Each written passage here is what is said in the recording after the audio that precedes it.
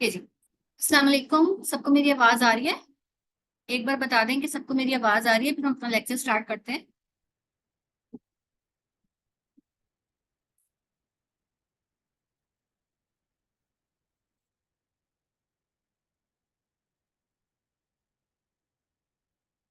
Okay. Okay जी। बिस्मिल्लाहिर्रहमानिर्रहीम। अवर today's topic is valvular heart diseases. Valvular heart diseases आज हमने पढ़नी है। ठीक है, इसमें हमने चार डिजीजेस पढ़नी है। Mitral stenosis, mitral regurgitation, aortic stenosis and aortic regurgitation. पहले हम थोड़ा सा इसका ओवरव्यू पढ़ेंगे। बुक्स मैंने आपको सारी बताई नहीं है कि बुक्स हमने कौन कौन सी पढ़नी है। इंट्रोडक्शन हमने किया था एक जे कैट का, उसमें सारी मैंने बुक्स आपको बताई थी। उसके बाद मैंने एक और सैंपल लेक्चर भी दिया एस्थमा ब्रोंकाइटिस पे, उसमें भी मैंने आपको बुक्स बताई थी। एक बार फिर मैं आपको बुक्स बता देती हूँ कि हमने फर्स्ट एड स्टेप 1 से पढ़ना है, हमने मास्टर द बोर्ड से पढ़ना है, हमने फर्स्ट एड स्टेप 2 से पढ़ना है। इसके अलावा और भी जो चीजें डिफरेंट डिफरेंट मुझे इंपॉर्टेंट मिलती रहेंगी वो मैं आपको एड ऑन करवाती रहूंगी। ठीक है, तो आज हमने ये चार डिजीजेस पढ़नी है। सबसे पहले ये जो आपको स्लाइड नजर आ रही है, ये आपको नजर आ रही है फर्स्ट स्टेप 2 यानी कि सीके की। इसमें सबसे पहले अब हमने देख लेना है कि ये जो डिजीज है वेल्वुलर हार्ट डिजीज, पहले हम थोड़ा सा ओवरव्यू पढ़ेंगे, फिर मैं आपको सारी पैथोफिजियोलॉजी समझाऊंगी इन चारों डिजीजेस की। ठीक है, पहले ये पता होना चाहिए कि ये कॉन्जेनिटल डिजीज है, कॉन्जेनिटली ओरिजिनेट होते हैं, यानी बचपन से एक बच्चा जो पैदाइशी है उसको कॉन्जेनिटली ये अराइज हुई भी होगी, ये डिजीज मोस्टली यही होता है। ठीक है, मोस्टली जो ऑल वेल्वुलर हार्ट डिजीज है वो कॉन्जेनिटल इन नेचर। और जो मोस्टली इसकी कॉज बनती है ना इन सब हार्ट डिजीजेस की, वो रिमेटिक फीवर बनती है। रिमेटिक हार्ट डिजीज मोस्टली इसकी कॉज बनती है, रिमेटिक फीवर इसकी कॉज बनती है। मोस्ट कॉमन कौन सी है valvular heart disease? Most common है हमारे पास माइट्रल स्टीनोसिस, एमएस। एमएस जो है ना सबसे कॉमन है माइट्रल स्टीनोसिस। इसको हम बहुत अच्छे से भी पढ़ते हैं कि ये होती क्या चीज है और होती कैसे है। ठीक है, अच्छा अब एक चीज इसमें देखने वाली है, ए याद रखना है आपने, बल्कि ट्रिपल ए याद कर लें। ट्रिपल ए याद करें। ट्रिपल ए क्या है? Aortic stenosis which is related to the ageing. Colour हम चेंज कर लेते हैं थोड़ा सा ताकि आपको याद रहें चीजें। Aortic stenosis is related to the ageing and angina होता है इसके अंदर। ठीक है, ट्रिपल ए आपने याद रखना है एओर्टिक स्टीनोसिस से रिलेटेड, कि एओर्टिक स्टीनोसिस में ट्रिपल ए होता है। इसमें हमारे पास एजिंग से रिलेटेड होता है एओर्टिक स्टीनोसिस। ठीक है, aortic stenosis related to the ageing, और इसमें एंजाइना होता है। ये चीज आपने याद रखनी है कि ageing is related to the mostly aortic stenosis. ये बात याद कर ली। उसके बाद एक चीज और याद करने वाली जो है, इसकी एक एक लाइन इंपॉर्टेंट है। इन दोनों बुक्स की, मास्टर द बोर्ड्स और सीके की, एक एक लाइन इंपॉर्टेंट है। सॉरी ये सीके नहीं है बुक, ये एमटीबी है, मास्टर द बोर्ड्स की। ये आपको स्लाइड नजर आ रही है। जो रिगर्जिटेंट डिजीज होती है ना, जो रिगर्जिटेंट डिजीजेज होती हैं, रिगर्जिटेंट डिजीजेज जो है आपके पास, उसकी मोस्ट इंपॉर्टेंट कॉजेज बनती हैं आपकी हाइपरटेंशन और इस्कीमिक हार्ट डिजीज। ठीक है, जो स्टीनोटिक पढ़ ली ना हमने, वो ट्रिपल ए पढ़ा एओर्टिक स्टेनोसिस के लिए, अभी सारी कॉजेज हमने पढ़ने हैं, ये सिर्फ एक ओवर। और रिगर्जिटेंट डिजीजेस के लिए आपके पास क्या आ जाता है? मोस्ट इंपॉर्टेंट कॉजेज आपकी हाइपरटेंशन आती है और इस्कीमिक हार्ट डिजीज आती है। ठीक हुई बात? क्लियर हुई? Infection automatically leads to regurgitation, और इन्फेक्शन वही इस्कीमिक हार्ट डिजीज। ठीक हो गया। अब फर्दर एक चीज जो चीजें इसमें देखने वाली हैं, ये आगे साइन एंड सिम्टम्स दिए हुए हैं, थोड़े से बताए हुए हैं, बाकी हमने अभी डिटेल में पढ़ने हैं। यहाँ से जो चीज आपने याद रखनी है वो ये याद रखनी है कि मेन इंपॉर्टेंट सिम्टम जो है वेल्वुलर हार्ट डिजीज का होता है वो शॉर्टनेस ऑफ ब्रेथ, डिज्निया। अब ये डिज्निया होता कैसे है, इसका मसला बनता क्या है, ये क्यों होता है, कैसे होता है, इसकी रीजन क्या बनती है, ये सारा अभी हम पढ़ेंगे। ठीक हो गया, ये भी हम इसकी सारी रीजंस पढ़ते हैं। तो ये शॉर्टनेस ऑफ ब्रेथ हो जाती है, इसके अंदर शॉर्टनेस ऑफ ब्रेथ होती है, मोस्ट इंपॉर्टेंट कॉज है। और सिम्टम्स आते हैं क्रोनिक हार्ट फेलियर के। सिम्टम किस चीज के आते हैं? क्रोनिक हार्ट फेलियर के सिम्टम्स आते हैं। शॉर्टनेस ऑफ ब्रेथ होती है और क्रोनिक हार्ट फेलियर के सिम्टम्स आते हैं। ठीक हो गया। अच्छा अब इसमें मरमर्स आएंगे, मरमर्स को हमने समझना है। अब मरमर्स एक होता है right side of the heart और एक होती है left side of the heart. ये हमने हार्ट बनाया है, चार चैम्बर्स बनाए हैं उसके, लेफ्ट एट्रिया, लेफ्ट वेंट्रिकल, ठीक है, लेफ्ट वेंट्रिकल, ये भी हम ब्लैक बोर्ड पे सारा पढ़ेंगे। ये राइट एट्रिया और राइट वेंट्रिकल। ठीक है, राइट एट्रिया, राइट वेंट्रिकल। अब इसमें जो ये है राइट साइड और ये है लेफ्ट साइड। इसमें जो राइट साइड है ना, तो राइट साइड पे आते हैं ट्राइकेस्पिड वाल्व और पल्मोनरी वाल्व। जो इन दोनों के बीच में वाल्व बनता है ना हमारे पास, जो इन दोनों के बीच में वाल्व बनता है, जो आपके राइट एट्रिया और राइट वेंट्रिकल के बीच वेल्व बनता है वो होता है आपका ट्राइकस्पिड वेल्व, ठीक है। और जो राइट एट्रिया और राइट वेंट्रिकल और पल्मोनरी आर्टरी के बीच में वेल्व बनता है उसको आप क्या कहते हैं, उसको आप कहते हैं, कलर हम चेंज करके बनाते हैं वेल्व, उसको आप कहते हैं पल्मोनरी वेल्व। अब ये जो दो वेल्व हैं ट्राइकस्पिड और पल्मोनरी, टीपी, टीपीआर याद रखना है आपने, निमोनिक आपने टीपीआर याद रखना, निमोनिक आपने टीपीआर याद रखना, टीपीआर, टीपीआर निमोनिक आपने याद रखना है। राइट आर से राइट, टीपी ट्राइकस्पिड और पल्मोनरी, राइट साइड पे ये दोनों वेल्व्स होते हैं। वो इनकी इंटेंसिटी जो है वो इंक्रीज हो जाती है, इनकी इंटेंसिटी इंक्रीज हो जाती है, लाउडनेस इंक्रीज हो जाती है, इंटेंसिटी इंक्रीज हो जाती है इनहेलेशन पे, जब भी इंस्पायर करते हैं, ठीक हो गया। अगली बात आ जाती है लेफ्ट साइड की। अब लेफ्ट साइड पे आपके कौन से वेल्व्स हैं, लेफ्ट साइड पे left atria left ventricle, left atria और लेफ्ट वेंट्रिकल के दरमियान में कौन सा वेल्व है, माइट्रल वेल्व, ये हमने बनाया पिंक से माइट्रल वेल्व, ठीक हो गया। माइट्रल वेल्व म्यूट कर लें जो भी जिसका भी माइक फोन है।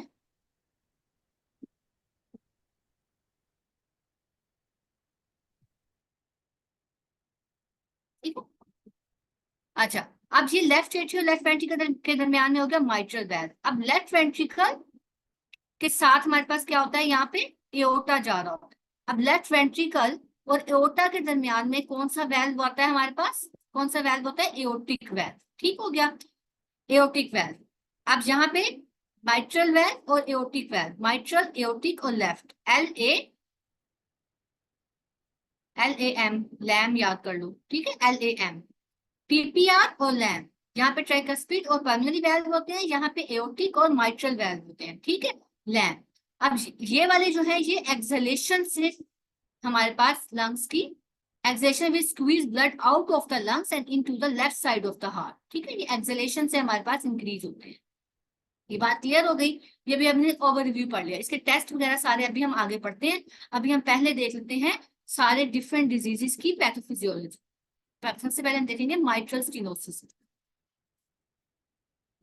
चलिए माइट्रल स्टेनोसिस देख लेते हैं। पहले अभी हम यहाँ देखते हैं जरा व्हाइट बोर्ड पे कि माइट्रल स्टेनोसिस कैसे होता है और कैसे बनता है, ठीक है, व्हाइट बोर्ड पे अभी हम माइट्रल स्टेनोसिस को समझते हैं। ओके जी, सबसे पहले हम बनाएंगे यहाँ पे प्यारा सा अपना हार्ट, ने बनाना है हार्ट अपना, इसका सेट कर दो। अच्छा जी, ये बनाया हमने हार्ट, मेरी ड्राइंग पे नहीं जाना, मैं बस आप लोगों को समझाने के लिए ही बनाऊंगी, ठीक है। ये बना हमारा हार्ट, ठीक है। अब ये हो गया लेफ्ट एट्रियम लेफ्ट वेंट्रिकल, ये मैंने आपको समझा दिया, और ये राइट एट्रियम राइट वेंट्रिकल, ये समझ में आ गया ना। अब यहाँ से हमारा जा रहा है, इसको हम कलर चेंज करके बनाते हैं, यहाँ से हमारा जा रहा है, ये जा रही है पल्मोनरी आर्टरी, और यहाँ से हमारा जा रहा है ओ एओर्टा। ये बात क्लियर हो गई, ठीक हो गया। अब हमने यहाँ पे देखना है, यहाँ पे अब हमारा है माइट्रल वेल्व, इसकी सारी कहानी हमने पढ़नी है, इसको हम बनाते हैं ब्लू से, इसकी सारी कहानी हमने पढ़नी है, ये इसकी कहानी, ये माइट्रल वेल्व की, ये माइट्रल वेल्व आ गया, माइट्रल वेल्व। अब जब ये स्टीनोज हुआ है, स्टीनोज का मतलब है ऑब्स्ट्रक्शन, यानी कि थोड़ा कमजोर हो गया, यानी कि उसकी थोड़ी ऑब्स्ट्रक्शन हो गई है, यानी कि लेफ्ट एट्रिया और लेफ्ट वेंट्रिकल के दरमियान में जो वेल्व था वो थोड़ा वीक हो गया, स्टीनोज हो गया, ठीक है, थोड़ा बंद बंद हो गया, स्टीनोज हो गया, उसमें स्टीनोज हो गया, थोड़ा बंद बंद हो गया, ठीक है। अब जब ये थोड़ा बंद बंद होगा तो होगा क्या, अब होगा क्या, जहां से लेफ्ट एट्रिया से हमारे पास ब्लड जाना होता है हमारे लेफ्ट वेंट्रिकल में, लेफ्ट एट्रिया से ब्लड आना होता है लेफ्ट वेंट्रिकल में, आना होता है ना, लेफ्ट एट्रिया से ब्लड आता है लेफ्ट वेंट्रिकल में नॉर्मली। लेकिन जब माइट्रल वेल्व स्टीनोज हुआ हुआ है, माइट्रल वेल्व बंद हुआ हुआ है, तो होगा क्या, ब्लड जो है वो लेफ्ट एट्रिया से लेफ्ट वेंट्रिकल में नहीं आ सकेगा, ब्लड हमारा लेफ्ट एट्रिया में रह जाएगा। जब ब्लड लेफ्ट एट्रिया में रह जाएगा तो लेफ्ट एट्रिया का साइज इंक्रीज होना शुरू हो जाएगा। अब नॉर्मल साइज हमने रेड से बनाया हुआ है और अब हम इंक्रीज साइज बनाएंगे ग्रीन से। लेफ्ट एट्रिया का साइज ये बड़ा होना शुरू हो गया, बड़ा होना शुरू हो गया लेफ्ट एट्रिया का साइज, ठीक है। यहाँ से हम इसको इरेज करते हैं, ये रेस किया। अब जब लेफ्ट एट्रिया का साइज बड़ा होना शुरू हुआ तो इसके साथ ही करीब ही हमारे पास पड़े हुए होते हैं हमारे एसोफेगस। यहाँ पे हम बनाते हैं अपना प्यारा सा एसोफेगस, ठीक है, ये बनाया हमने एसोफेगस। एसोफेगस बनाया हमने एसोफेगस। एग्जैक्ट लोकेशन नहीं मैं बता रही कि एग्जैक्ट यहीं पे पड़ा होगा, जस्ट एक बता रही हूँ कि यहाँ इसके लेफ्ट एट्रिया के पास ही एसोफेगस पड़ा हुआ होता है। यहाँ पे एसोफेगस पड़ा हुआ होता है। जब लेफ्ट एट्रिया का साइज, ये ग्रीन साइज देख रहे हैं, ये ग्रीन साइज, ग्रीन में मैंने बनाया और ये एसोफेगस पड़ा हुआ है। जब ये ग्रीन में आपने लेफ्ट एट्रिया देखा, ये साइज इंक्रीज हुआ तो एसोफेगस को ये ऑब्स्ट्रक्ट करेगा। जब ये एसोफेगस को ऑब्स्ट्रक्ट करेगा तो क्या होगा, खुद बताएं, मुझे चैट बॉक्स में बताएं तो क्या होगा। जब ये ग्रीन साइज को ऑब्स्ट्रक्ट करेगा तो क्या होगा, एसोफेगस ऑब्स्ट्रक्ट होगा तो क्या होगा, डिस्फेजिया, डिस्फेजिया होगा। ठीक है, जब एसोफेगस ऑब्स्ट्रक्ट होगा तो क्या होगा, हमारे पास डिस्फेजिया होगा। लेफ्ट एट्रिया ने कंप्रेस किया एसोफेगस को। जब लेफ्ट एट्रिया ने एसोफेगस को कंप्रेस किया तो उसकी वजह से क्या सिम्टम प्रोड्यूस हुआ, डिस्फेजिया। ये हमने एक सिम्टम पढ़ लिया कि कैसे डिस्फेजिया प्रोड्यूस हो रहा है, हमारे पास कैसे डिस्फेजिया हो रहा है। लेफ्ट एट्रिया का साइज कैसे इंक्रीज हुआ, माइट्रल वैल्व स्टीनोज हुआ। माइट्रल वैल्व स्टीनोज होने की वजह से ब्लड लेफ्ट एट्रिया से लेफ्ट वेंट्रिकल में नहीं आ रहा, ब्लड लेफ्ट एट्रिया में ही रह रहा है। लेफ्ट एट्रिया का साइज बड़ा हो रहा है। लेफ्ट एट्रिया का साइज बड़ा होने की वजह से इसके करीब एसोफेगस पड़ा हुआ था, एसोफेगस को उसने प्रेशर डाला, प्रेशर किया, कंप्रेस की वजह से जो सिम्टम आया वो आया डिस्फेजिया। ठीक हो गया। नेक्स्ट सिम्टम पढ़ते हैं। नेक्स्ट सिम्टम आता है हमारे पास यहीं पे, अब करीब में हमने बनानी है एसोफेगस के बिल्कुल साथ ही यहाँ पे जारी होती है, ये मैंने येलो में बनाई है हमारी लेरेंजियल नर्व, ये येलो में बन गई लेरेंजियल नर्व। अब यही increase size of left atria हमारी लेरेंजियल नर्व या रीकरन लेरेंजियल नर्व को भी ऑब्स्ट्रक्ट करेगा। जब वो लीकरन, ये लाइंस ना लगाएं, लीकरन लेरेंजियल नर्व को भी ऑब्स्ट्रक्ट करेगा तो उसकी वजह से क्या होगा, हमारा कौन सा सिम्टम प्रोड्यूस होगा, कौन सा सिम्टम प्रोड्यूस होगा, चैट बॉक्स में बताएं कौन सा सिम्टम प्रोड्यूस होगा, बताएं। Hoarseness of voice. दूसरा सिम्टम कैसे आ गया, लीकरन लेरेंजियल नर्व के ऑब्स्ट्रक्शन की वजह से। एक सिम्टम हमने पढ़ लिया, आया हमारे पास dysphagia, obstruction compression of the oesophagus की वजह से। दूसरा हमने पढ़ लिया रिकरन लेरेंजियल नर्व की कंप्रेशन की वजह से होर्सनेस ऑफ द वॉइस। ठीक है, इज दैट क्लियर। अच्छा जी, अच्छा जी, उसके बाद अब हम देख लेते हैं, ये दो सिम्टम हमारे पास आ गए। तीसरा सिम्टम, तीसरा सिम्टम है हमारे पास, तीसरा सिम्टम हमने देखना है, हमारे पास होते हैं एट्रियल फिब्रिलेशंस। अब एट्रियल फिब्रिलेशंस कैसे होंगी, लेफ्ट एट्रिया का साइज हमने कहा बढ़ गया। जब लेफ्ट एट्रिया का साइज हमारे पास बढ़ गया है, लेफ्ट एट्रिया का साइज बढ़ गया है, साइज, साइज बढ़ने की वजह से क्या हुआ, उसका साइज बढ़ने की वजह से उसके जो हमारे फाइबर्स हैं उसमें जो है कंडक्शन फाइबर्स जो हैं उनका साइज भी बढ़ गया है। जब कंडक्शन फाइबर्स का साइज बढ़ गया है तो उसमें क्या होंगी, फिब्रिलेटरी वेव्स बनेंगी, फिब्रिलेटरी वेव्स बनेंगी, उसको हम कहते हैं एट्रियल फिब्रिलेशंस प्रोड्यूस होंगी। लेफ्ट एट्रिया का साइज बढ़ा, लेफ्ट एट्रिया हाइपरट्रोफिड हुआ। लेफ्ट एट्रिया हाइपरट्रोफिड की वजह से जो लेफ्ट एट्रिया के फाइबर्स थे उसमें हमारे उसमें कंडक्शन फाइबर्स का साइज भी बढ़ गया। कंडक्शन फाइबर्स का साइज बढ़ने की वजह से उसमें फिब्रिलेटरी वेव्स बनेगी, एट्रियल फिब्रिलेशंस प्रोड्यूस होंगी। ठीक है, तीसरा सिम्टम हमने पढ़ लिया एट्रियल फिब्रिलेशंस। जहां हम ऐड करते जाते हैं अपने सिम्टम्स।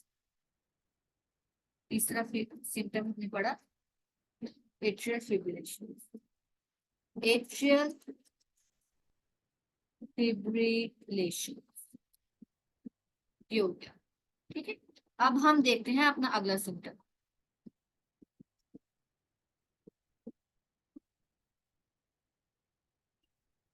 अच्छा जी, अब क्या हो रहा था कि लेफ्ट एट्रिया का साइज बढ़ रहा था। अब आपको ये सारी एनाटॉमी तो पता है, लेफ्ट एट्रिया से पीछे हमारे पास क्या होता है, जहां पे हम बनाते हैं अपने लंग्स, बस ये लंग्स ऐसे ही बनेंगे। अच्छा, लेफ्ट एट्रिया से यहाँ पे हमारे पास जा रहा होता है, लेफ्ट एट्रिया से एओर्टा ब्लड लेके लंग्स में। ठीक है, एओर्टा ब्लड, लेफ्ट एट्रिया से, सॉरी, लेफ्ट एट्रिया से हमारे पास ब्लड जा रहा होता है पल्मोनरी वेन्स के थ्रू हमारे पास ब्लड जा रहा होता है लंग्स में, ठीक है। पल्मोनरी वेन्स के थ्रू हम हमारे पास ब्लड जा रहा होता है लंग्स में, ठीक है। जब यहाँ पे ब्लड पहुंचा हमारे लंग्स में, जब लंग्स में ब्लड पहुंचा, बैक पूल होता है, यहाँ से अब क्या शुरू हो जाता है, बैक पूलिंग ऑफ ब्लड शुरू हो जाती है, ठीक है। प्लाज्मा जो सारा ट्रांसुडेट है वो सारा लंग्स में आना शुरू हो जाता है। अब मैं यहाँ से आपको बताती हूँ, ये आया आपकी ब्लड वेसल में हमारा सारा प्लाज्मा आ गया, ठीक है। और ये आ गया आपके सारे अल्ब्यूलाई आ गया, ये अल्ब्यूलाई, बीच में है आपका सारा इंटरस्टिशियम, ठीक है, बीच में है इंटरस्टिशियम। अब होगा क्या कि जो ब्लड है ना, वो ब्लड आपकी, ये ब्लड वेसल्स थी, ये किसने किया है,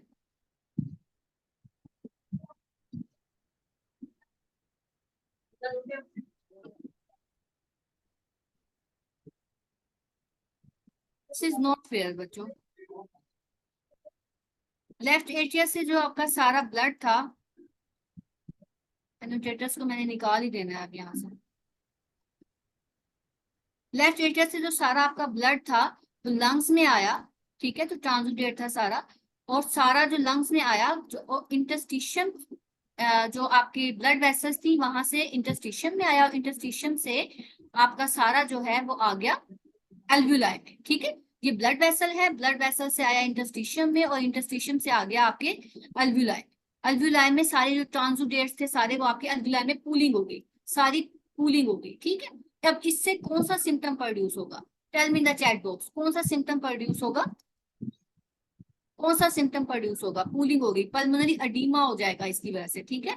पल्मोनरी अडीमा स्टार्ट हो जाएगा, और सिम्टम कौन सा हो जाएगा, डिज्निया, डिज्निया स्टार्ट हो जाएगा, ठीक है। शॉर्टनेस ऑफ ब्रेथ, जो हमने मोस्ट इंपोर्टेंट सिम्टम अपना पढ़ा, ये ब्लड वेसल बनाई है हमने, ब्लड वेसल्स में आपके पास इंटरस्टिशियम में आया ब्लड, और इंटरस्टिशियम से आपके पास अल्ब्यूलाई में आना शुरू हो गया, और वहां से आपका सारा जो है अल्ब्यूलाई में कूलिंग हो गई, यानी कि पल्मोनरी अडीमा स्टार्ट हो गया, यानी कि कौन सा सिम्टम प्रोड्यूस हुआ, डिज्निया, ठीक है। ये सारे सिम्टम्स आप लोगों को क्लियर हो गए हैं। अच्छा जी, इसके बाद हम देख लेते हैं कि अब लंग्स से जो फर्दर आपका ब्लड है ना, यहां से अब आपके वेसल्स जो है वो राइट वेंट्रिकल में, राइट वेंट्रिकल में अब आपके ब्लड जो है ना वो पूलिंग स्टार्ट हो जाती है, ठीक है। राइट वेंट्रिकल की हाइपरट्रोफी होगी, अब ब्लड जो है सारा वो आपके यहाँ से आना शुरू हो जाता है राइट वेंट्रिकल में, ठीक है। और राइट वेंट्रिकल की हाइपरट्रोफी हो गई। अब जब राइट वेंट्रिकल की हाइपरट्रोफी हुई तो यहाँ पे क्या स्टार्ट हो जाता है, यहाँ पे स्टार्ट हो जाता है आपका राइट हार्ट फेलियर, ठीक है। आपने एक चीज पढ़ी भी होगी कि most important cause of the right heart failure, most important ये जो रफी पढ़ते हैं एफसीपीएस वाले उसमें भी है कि most important cause of the right heart failure is the left heart failure, ठीक है। अब इसमें लेफ्ट हार्ट फेलियर हुआ, ब्लड गया लेफ्ट एट्रियम से, लेफ्ट एट्रियम से गया लंग्स में, लंग्स से वापस चला गया राइट वेंट्रिकल। अब राइट वेंट्रिकल में गया, राइट वेंट्रिकल का साइज बड़ा होना शुरू हुआ, राइट वेंट्रिकल की हाइपरट्रोफी शुरू हुई। जब राइट वेंट्रिकल की हाइपरट्रोफी शुरू हुई तो उसकी वजह से right side of the heart जो है राइट हार्ट फेलियर कराना शुरू कर, ठीक है, राइट हार्ट फेलियर के सिम्टम्स आना शुरू हुए, ठीक हो गया। अब एक चीज जो देखनी रह रही है वो इसमें, अच्छा अब यहाँ पे एक चीज जो एक सिम्टम देखना रह गया वो ये कि जो माइट्रल वेल्व था, माइट्रल वेल्व था ना,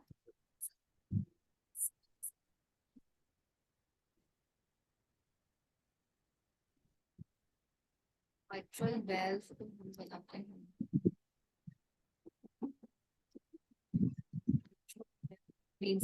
अच्छा जी, माइट्रल वेल्व, अब माइट्रल वेल्व स्टीनोज हुआ था। माइट्रल वेल्व स्टीनोज होने की वजह से लेफ्ट एट्रिया से लेफ्ट वेंट्रिकल में फीलिंग कम हो जाएगी, लेफ्ट वेंट्रिकल में फीलिंग कम हो जाएगी। जब लेफ्ट वेंट्रिकल में फीलिंग कम हो रही है, जब लेफ्ट वेंट्रिकल में फीलिंग कम हो रही है यानी कि ब्लड कम आ रहा है, लेफ्ट वेंट्रिकल में ब्लड कम आ रहा है, और लेफ्ट वेंट्रिकल से ब्लड जाना होता है आपका एओर्टा में, ठीक है, एओर्टा में ब्लड जाना होता है, एओर्टा से सिस्टेमिक सर्कुलेशन में ब्लड जाना होता है, सिस्टेमिक सर्कुलेशन में ब्लड जाना होता है, क्लियर। लेफ्ट एट्रिया से ब्लड आना होता है लेफ्ट वेंट्रिकल में, लेफ्ट वेंट्रिकल से ब्लड जाना होता है एओर्टा में, और एओर्टा से ब्लड जाना होता है आपके सिस्टेमिक सर्कुलेशन में। जब सिस्टेमिक सर्कुलेशन में ब्लड कम जा रहा है, decrease feeling of the left ventricle की वजह से, तो इसका मतलब है कि स्ट्रोक के सिम्टम्स आना शुरू हो जाएंगे। स्ट्रोक वॉल्यूम कम हो गया, कार्डियक आउटपुट कम हो गया। स्ट्रोक वॉल्यूम क्या होता है? जो एक कार्डियक साइकिल में जो ब्लड आपका इजेक्ट होना होता है लेफ्ट वेंट्रिकल से एओर्टा में, वन कार्डियक साइकिल में जो ब्लड आपका इजेक्ट होना होता है लेफ्ट वेंट्रिकल से एओर्टा में, उसको स्ट्रोक वॉल्यूम कह रहे होते हैं। ठीक है, अब स्ट्रोक वॉल्यूम भी कम हो गया क्योंकि फिलिंग कम हो रही है। लेफ्ट वेंट्रिकल की फिलिंग क्यों कम हो रही है? क्योंकि ऊपर वाला वेल्व स्टीनोज हुआ पड़ा है, ये वेल्व बंद हुआ पड़ा है। वेल्व बंद है, यहाँ से वेल्व बंद है, लेफ्ट एट्रिया से ब्लड कम आ रहा है लेफ्ट वेंट्रिकल में। जब लेफ्ट वेंट्रिकल में कम आ रहा है तो लेफ्ट एओर्टा में कम जाएगा। एओर्टा में कम जाने का मतलब क्या है? स्ट्रोक वॉल्यूम कम हो गया। स्ट्रोक वॉल्यूम यानी कि ईच कार्डियक साइकिल पे जो ब्लड जाना था एओर्टा में वो कम हो गया है, कार्डियक आउटपुट कम हो गया है। इन सब के कम होने की वजह से शोक के सिम्टम्स आना शुरू हो जाएंगे और कंजस्टिव हार्ट फेलियर हो जाएगा। ठीक है, अब यहाँ पे हम क्या ऐड करेंगे? शोक के सिम्टम्स ऐड करेंगे, यानी कि शोक के सिम्टम्स पे आना शुरू करेंगे। Am I clear? अभी तक हमने क्या क्या पढ़ लिया? हमने पढ़ा हमने क्या पढ़े, कौन से सिम्टम्स पढ़े थे? हमने पढ़े थे डिस्फेजिया, हमने पढ़ा था इसमें, हमने पढ़ा था इसमें होर्सनेस, हमने पढ़ा था इसमें एट्रियल फिब्रिलेशंस, ठीक हो गया। और हमने पढ़ा था इसमें एट्रियल फिब्रिलेशंस पढ़ ली थी हमने, इसमें डिज्निया पढ़ लिया, इसमें हमने राइट हार्ट फेलियर पढ़ लिया, इसमें हमने शोक के सिम्टम्स पढ़ लिया, इसमें हमने कंजेस्टिव हार्ट फेलियर। ये सारे सिम्टम्स हो गए माइट्रल स्टेनोसिस के। अब ये सारे सिम्टम्स हुए कैसे हैं, क्या सीन हुआ इनका, ये सारा मैंने आपको समझा। ठीक हो गया। अब एक चीज और समझने वाली है इसमें, कि इसमें मरमर किस तरह का होता है और कैसे हो रहा होता है इसमें मरमर। अब मरमर इसमें समझने वाली बात ये है कि अब इसमें ऑब्स्ट्रक्शन हुई हुई है ना ब्लड फ्लो की माइट्रल स्टेनोसिस में, इसको हम इरेज करते हैं। अब हम मरमर समझते हैं कि इसमें मरमर हो कैसे रहा है। तो इरेज करते हैं और ये बोलेंगे। ठीक है, अच्छा जी, अब हम देखते हैं कि हमारा मरमर कैसे बन रहा है। राइट हार्ट फेलियर, बेटा राइट हार्ट फेलियर का मैंने आपको बताया कि right heart failure left heart failure की वजह से हो रहा है। लेफ्ट हार्ट फेलियर की वजह से कैसे हो रहा है कि ब्लड जो है वो फिलिंग, ब्लड पूल हो गया आपके लेफ्ट एट्रियम में, लेफ्ट एट्रियम में ब्लड पूल हुआ, लेफ्ट एट्रियम से बैक पूलिंग हुई लंग्स में, लंग्स में ब्लड एक्यूमुलेट हुआ, और लंग्स से फिर आपकी पल्मोनरी आर्टरीज के थ्रू आपका जो ब्लड है वो राइट वेंट्रिकल में आना शुरू हो गया। पल्मोनरी आर्टरीज के थ्रू आपका ब्लड जो है वो राइट वेंट्रिकल में आना शुरू हो गया। राइट वेंट्रिकल में ब्लड ज्यादा हो गया और राइट वेंट्रिकल की हाइपरट्रॉफी हुई, राइट वेंट्रिकल का साइज बढ़ना शुरू हुआ, और फिर इससे आपके सिम्टम्स जो है वो राइट हार्ट फेलियर के सिम्टम्स आना शुरू हो जाते हैं। जिन्होंने नहीं पढ़ना वो जा सकते हैं इससे। अच्छा जी, उसके बाद हमारे पास आ जाते हैं कि अब हमारे पास सिम्टम्स कैसे प्रोड्यूस होते हैं। अच्छा, सिम्टम सॉरी मरमर कैसे प्रोड्यूस हो रहा है। अब मरमर, अब देखना है आपने कि इसमें टर्बुलेंट फ्लो हो रहा है। अब फ्लो तो हो रहा है यहाँ से इस स्टीनोज्ड वेल्व से, कलर जरा डिफरेंट लेते हैं, ब्लू कलर। अब इस स्टीनोज्ड वेल्व से आ, आ, अच्छा, अब इस स्टीनोज्ड वेल्व से आपके पास कहें कि ब्लड फ्लो तो हो रहा है लेकिन टर्बुलेंट ब्लड फ्लो है। टर्बुलेंट ब्लड फ्लो की वजह से प्रेशर ग्रेडियंट इंक्रीज हो गया mitral against the mitral valve, pressure gradient increase हो गया अगेंस्ट द माइट्रल वेल्व, और बैक फ्लो टर्बुलेंट फ्लो है। टर्बुलेंट फ्लो की वजह से जो मरमर प्रोड्यूस होगा उसको हम कहेंगे मिड डायस्टोलिक मरमर। ठीक है, मिड डायस्टोलिक मरमर यानी कि जो डायस्टली के दरमियान में आएगा। डायस्टली के दरमियान में मतलब है, डायस्टली के दरमियान का मतलब है जब फिलिंग हो रही थी। डायस्टली का मतलब क्या होता है? फिलिंग के दौरान, वेंट्रिकुलर फिलिंग के दौरान, लेफ्ट एट्रिया से लेफ्ट वेंट्रिकल जब फिल हो रहा था उसके दौरान, उसी के दौरान जो है हमारे पास एक मरमर प्रोड्यूस होगा, उसको हम कहेंगे मिड डायस्टलिक मरमर। अब एक बात आती है यहाँ पे बहुत प्यारी सी माइट्रल स्टेनोसिस में ओपनिंग स्नैप की। अब ये ओपनिंग स्नैप ना बड़ी बुरी सी चीज लगती है यहाँ पे, किसी को समझ नहीं आती कि ये है क्या। ठीक है, अब इसमें ओपनिंग स्नैप में ये बात समझने वाली है कि ओपनिंग स्नैप क्यों होते हैं, इसके रीजन क्या है। कि एक तो होता जो है वो S2 के साइड पे होता है, S2 जो सेकंड हार्ट साउंड होती है ना उसके करीब जाके होता है। इसकी हम बड़ी प्यारी सी पिक्चर भी पढ़ेंगे, इसमें मास्टर बोर्ड में इसकी बड़ी प्यारी पिक्चर भी होती है। एक तो आप ये समझ लें कि ये S2 के करीब जाके होता है। और हो क्यों रहा होता है? क्योंकि the forceful opening of the valve. अब ये वेल्व ओपन तो हो रहा है ना, अब ऐसा तो नहीं इसने बिल्कुल ही काम छोड़ दिया। अब ये माइट्रल वेल्व ओपन तो हो रहा है, लेकिन फोर्सफुली ओपन हो रहा है। अब फोर्सफुल ओपनिंग की वजह से एक आवाज प्रोड्यूस होती है छोटी सी S2 के दरमियान, S2 वाली जगह पे, S2 के करीब जाके, उसको कहते हैं ओपनिंग स्नैप। ठीक है, ये बात आपने अब याद रखनी है, ओपनिंग स्नैप का। अब ये आपका सारा माइट्रल स्टेनोसिस वाला पॉइंट सारे क्लियर हो गए। अब इसको हम जरा देख लेते हैं, बुक से देख लेते हैं माइट्रल स्टेनोसिस।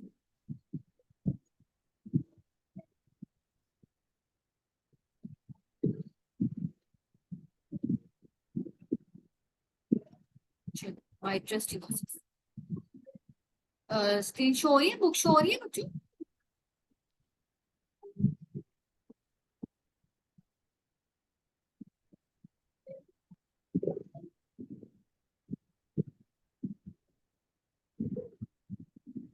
अच्छा जी, बुक शो हो रही है, मुझे बता दो। आप लोगों के सारे क्वेश्चंस के आंसर्स मैं एंड पे करती हूँ, एक बार लेक्चर हम कर लें। अच्छा, ओके। अच्छा, माइट्रल स्टेनोसिस, अब इसमें वही कॉजेज आ गई इसमें सारी। इसमें मैंने आपको यहाँ से तो दिखाया, ये सारी पैथोलॉजी थी, यही चीजें हमने अभी पढ़ी है सारी। ठीक है, इसमें कॉजेज में यही आ गया, रिमेटिक फीवर आ गया। ठीक है, रिमेटिक फीवर एक मेन कॉज आ गई इसकी। ठीक है, और इसी की वजह से रिकरेंट इन्फ्लेमेशन होती है, फाइबर्स डिपोजिशन स्टार्ट हो जाती है, थिकनेड हो जाता है सारा वेल्व। ठीक है, और ये मेन बातें थी सारी जो मैंने आपको बता दिया, और ऑब्स्ट्रक्शन स्टार्ट हो जाती है। ठीक है, और टर्बुलेंट फ्लो हो जाता है, टर्बुलेंट फ्लो की वजह से मिड रेस्ट ठीक मन बनाता है, और ओपनिंग स्नैप आती है। ठीक हो गया। और ये सारे सिम्टम्स कैसे प्रोड्यूस हो रहे हैं सारा मैंने आपको बता दिया। ठीक है, एट्रियल एनलार्जमेंट की वजह से डिस्फेजिया हो रहा है, एट्रियल फिब्रिलेशंस क्यों हो रही है ये भी मैंने आपको बताया था, एट्रियल कंडक्शन फाइबर स्ट्रेच होती है इस वजह से, और डिस्निया क्यों होता है ये भी मैंने सारा आपको समझा दिया। ठीक है, और शोक क्यों होता है, ये सारी आपकी पैथोलॉजी होती है। ओके, ओके जी, अब हम इसको जरा यहाँ से देख लेते हैं, या हम एमटी को देख लेते हैं थोड़ा सा। अच्छा जी, अब मेन कॉज क्या हो गई इसकी, वही रिमेटिक फीवर वाली। ठीक हो गया। उसके बाद अब एक पॉइंट इन्होंने टिप लिखी हुई है कि प्रेगनेंसी में क्या होता है, कि प्रेगनेंसी में हमारे पास क्या होता है, 50% इंक्रीज हुआ होता है प्लाज्मा वॉल्यूम का।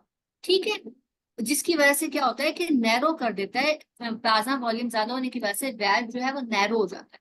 ठीक है, और इसके अलावा और क्या होता है कि during delivery contraction of the uterus की वजह से बहुत सारा स्क्वीज होता है जब यूट्रस, उसकी वजह से बहुत सारा ब्लड जो है 500 ml तक ऑलमोस्ट ब्लड जो है वो सेंट्रल सर्कुलेशन में ऐड हो जाता है ड्यूरिंग द डिलीवरी। ठीक है, उसकी वजह से क्या होता है कि प्रेगनेंसी रिलेटेड कार्डियोमायोपैथी भी हो सकती है। Most patients with mitral stenosis are immigrants. अच्छा, अब दो चीजें बस याद रखने वाली हैं कि प्रेगनेंसी और इमिग्रेंट्स जो यूनाइटेड स्टेट से आ रहे होते हैं, इन दो, ये दो कॉजेज बेसिकली बताई हुई है कि प्रेगनेंसी में क्यों हो रहा है माइट्रल स्टेनोसिस, बेसिकली क्योंकि 50% increase in plasma volume. Mitral stenosis often presents in younger adults, ये एमसीक्यू यंगर्स में होता है, ये बात याद कर लेनी है। प्रेजेंटेशन वही सारी है जो मैंने बता दी है, डिस्फेजिया, लेफ्ट एट्रियल एनलार्जमेंट की वजह से होर्सनेस, रिकरेंट रेंजिन कंप्रेशन की वजह से एट्रियल फिब्रिलेशन, और स्ट्रोक हो रहा होता है। ठीक हो गया। उसके बाद हिमोप्टिसिस, हिमोप्टिसिस क्यों हो रहा है, हिमोप्टिसिस वाली बात आपने याद रखनी है। माइक किसी का होना है, अच्छा भी। ओके, हिमोप्टिसिस क्यों हो रहा है? अब हिमोप्टिसिस हो रहा है कि ब्लड आ रहा है, आप कह लें स्पूटम के साथ ब्लड आ रहा है। वो क्या होता है कि मोस्टली क्या होता है, लंग्स में आपकी जो ब्रोंकियल वेन्स होती है ना, ब्रोंकियल वेन्स जो है बहुत फ्रेजाइल हो जाती है। ठीक है, क्योंकि उनमें ब्लड बहुत ज्यादा पुलअप हो गया है। ब्लड पुलअप क्यों हुआ है, वो सारी रीजन मैंने आपको बताई है। उसमें ब्लड पूल अप होने की वजह से जो ब्रोंकियल वेन्स है ना वो रप्चर होती हैं, या वहां से ब्लड जो है आपके स्पूटम में आना शुरू हो जाता है, और उसकी वजह से हिमोप्सिस होती है। ठीक है, ये आपकी मैंने रीजन बता दी। ये एनलार्ज लेफ्ट एट्रियल को प्रेस कर रहा है एसोफेगस को, ये पिक्चर दिखाई हुई है। ठीक हो गया, ये एसोफेगस है और ये आपका ट्रेकिया बना हुआ है, एसोफेगस को प्रेस कर रहा है, यहीं पे कहीं आपकी लारिंजियल नर्व भी होगी तो वो प्रेस कर रहा है। ठीक हो गया, एट्रियल को प्रेस कर रहा है। फिजिकल फाइंडिंग्स वही ओपनिंग स्नैप वाली बात जो मैंने आपको समझा दी, विद द स्लिप मर्मर समझा दिया। अच्छा, अब squatting and leg raising increase the intensity from increased venous return to the heart. अब होता क्या है कि जब स्क्वेटिंग पोजीशन होती है ना, स्क्वेटिंग पोजीशन की वजह से या लेग रेजिंग करने की वजह से होता क्या है, आप कह लो कि इंक्रीज हो जाता है, इंटेंसिटी इंक्रीज हो जाती है। क्यों?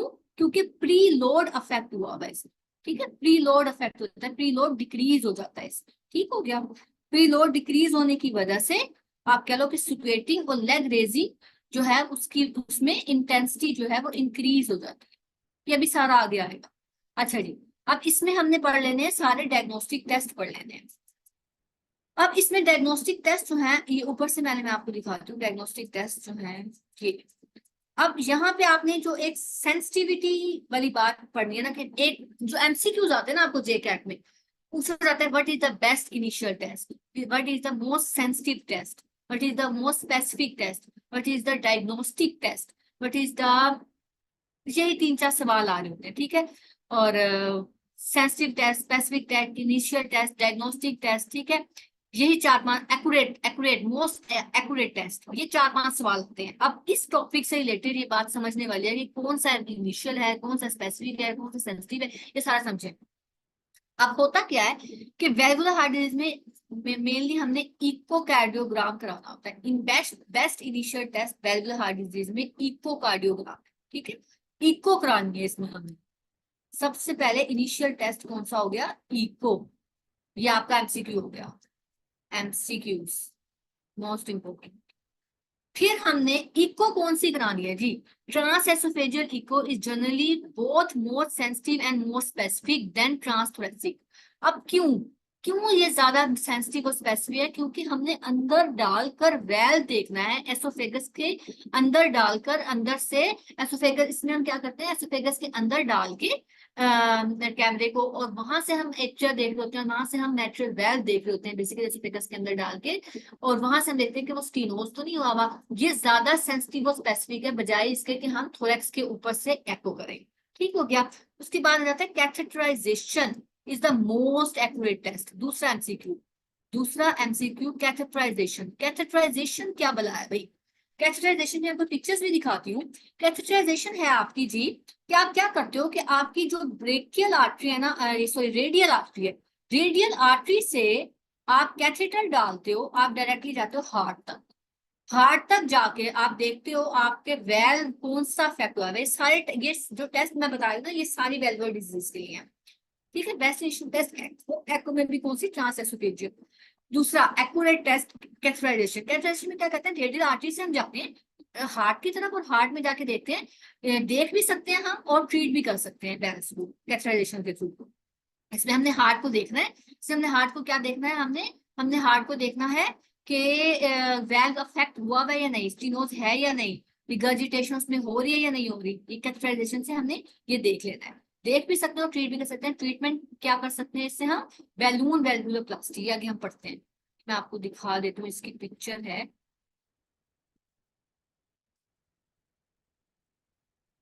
ये देखिए, ये ये तो बनी हुई है ना वही एसोफेगस और लेंजियल नर्व बनी हुई है, एसोफेगस बना हुआ है ये, और ये रीकरन लेंजियल नर्व बनी हुई है। यहीं पे कहीं पे ये हार्ट होगा आपका, हार्ट होगा और उसका एट्रिया जो है ना वो एनलार्ज हुआ होगा, एनलार्ज होगा तो वो एसोफेगस को कंप्रेस करेगा। अच्छा, ये आ गई अब आपकी रेडियल आर्टरी। यहाँ से हम ये कैथेटर डाल रहे हैं, कैथेटर डाल के हम रेडियल आर्टरी से हार्ट की तरफ जाएंगे। ठीक हो गया, ये देखें, आपको जूम करके दिखाती हूँ। ये जा रहे हैं, डायग्नोस्टिक इन्वेसिव प्रोसीजर है। ठीक है, इंसर्ट करते हैं catheter through the peripheral blood vessel to the heart, visualize the structures. Cardiac tissue biopsy भी कर सकते हैं इससे हम, ठीक है। ये जा रहे हैं, हम यहाँ से जा रहे हैं, इसमें हम इस डिफरेंट वेसल से जा सकते हैं, मोस्टली रेडियल आर्टरी से हम जाते हैं, ठीक है, ब्रेकियल आर्टरी से भी जा सकते हैं। यहाँ से जाके हार्ट में हमने क्या करना होता है, वैल्व्स देख भी सकते हैं और बैलून वेल्वोप्लास्टी वगैरह भी कर सकते हैं, ठीक है। ये आप देखिए, ये कैथेटर डाल के इस्केमिक हार्ट डिजीज में हम इसमें प्लाक वगैरह जो है उसको भी रिमूव कर सकते हैं कैथेटर डाल के। देखो कैथेटर डाला है तो ये प्लाक वगैरह को उसमें स्टेंटिंग कर सकते हैं बेसिकल कैथेटर डाल के। ये सारा देखने में, ये देखो इसमें भी ये रेडियल आर्टरी के थ्रू जाएंगे, यहाँ से गए, ये गए हार्ट की तरफ, हार्ट की तरफ जाके हमने वेल्व को, जो हमारा माइट्रल प्यारा सा वेल्व था, उसको देखा कि वो स्टीनोज है या नहीं, ठीक हो गया। चले, ये हमने देख लिया। बैलून वेल्वुलोप्लास्टी वाला अभी यहाँ पे दिखा देती हूँ, ये ट्रीटमेंट में आएगा अभी आगे। ये देखें,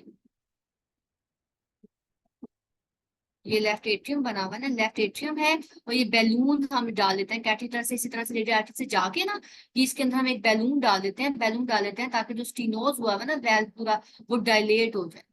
वेल्व जब डायलेट हो जाएगा, थोड़ा सा डायलेटेड फॉर्म में रहेगा, तो ब्लड जो है वो एट्रिया से वेंट्रिकल में आता रहेगा, और फीलिंग प्रॉपर होती रहेगी, सिस्टमिक सर्कुलेशन प्रॉपर चलती रहेगी, और सारा निजाम जो है वो सही चलता रहेगा, ठीक हो गया। अच्छा, अब हमने देखना था माइट्रल वेल स्टेनोसिस का चेस्ट एक्सरे, ये भी आगे है, यहीं पे देख के चलते हैं, फिर ऊपर देख लेंगे। अब ये तो नॉर्मल है ना। अब एनलार्ज लेफ्ट एट्रियम, अब ये देख रहे हो इसमें लेफ्ट एट्रियम चेस्ट एक्सरे में एनलार्ज दिखाया, सिंपल सा है कि ये लेफ्ट एट्रियम एनलार्ज हो गया, ये बड़ा दिखाया था, ये लेफ्ट एट्रियम नॉर्मल था, ये आपको बड़ा सारा लेफ्ट एट्रियम करके उसने दिखा, ये बड़ा सारा लेफ्ट एट्रियम करके उसने दिखा, ये नॉर्मल दिखाया, ठीक है, नॉर्मल है। लेफ्ट एट्रियम एनलार्ज है, लंग एक साइड पे चला गया, ये देख रहे, लंग एक साइड पे चला गया सारा, और ये लंग सारा जो है ये एक साइड पे चला गया, लंग सारा एक साइड पे चला गया, और ये वाला सारा जो है ना ये पूरा एट्रियम आ गया, ठीक है। उसके बाद इसमें एक आती है डबल डबल साइन, ठीक है, ये डबल डेंसिटी कह रहे हैं, यानी कि आप ना कह लो हार्ट के पीछे भी आपको एक हार्ट फील हो रहा होता है। इसमें अगर आप गौर से देखो क्लियरली, ये आगे तो ये आपका हार्ट बना हुआ है पूरा, ये इसके पीछे भी आपको ये देखो ये चीज बनी हुई नजर आ रही है, ये इतनी सी, ये ये नजर आया। नॉर्मल हार्ट आपका था ये, नॉर्मल आपका हार्ट का ये सारा ये बना हुआ है, ये बना हुआ है, ठीक है। और ये इसके पीछे भी आपको डबल डेंसिटी नजर आ रही है, ये बना,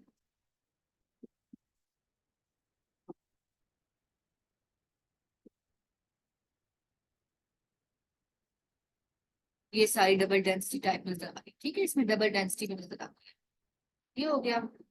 ये भी वही दिखाया हुआ है कि ये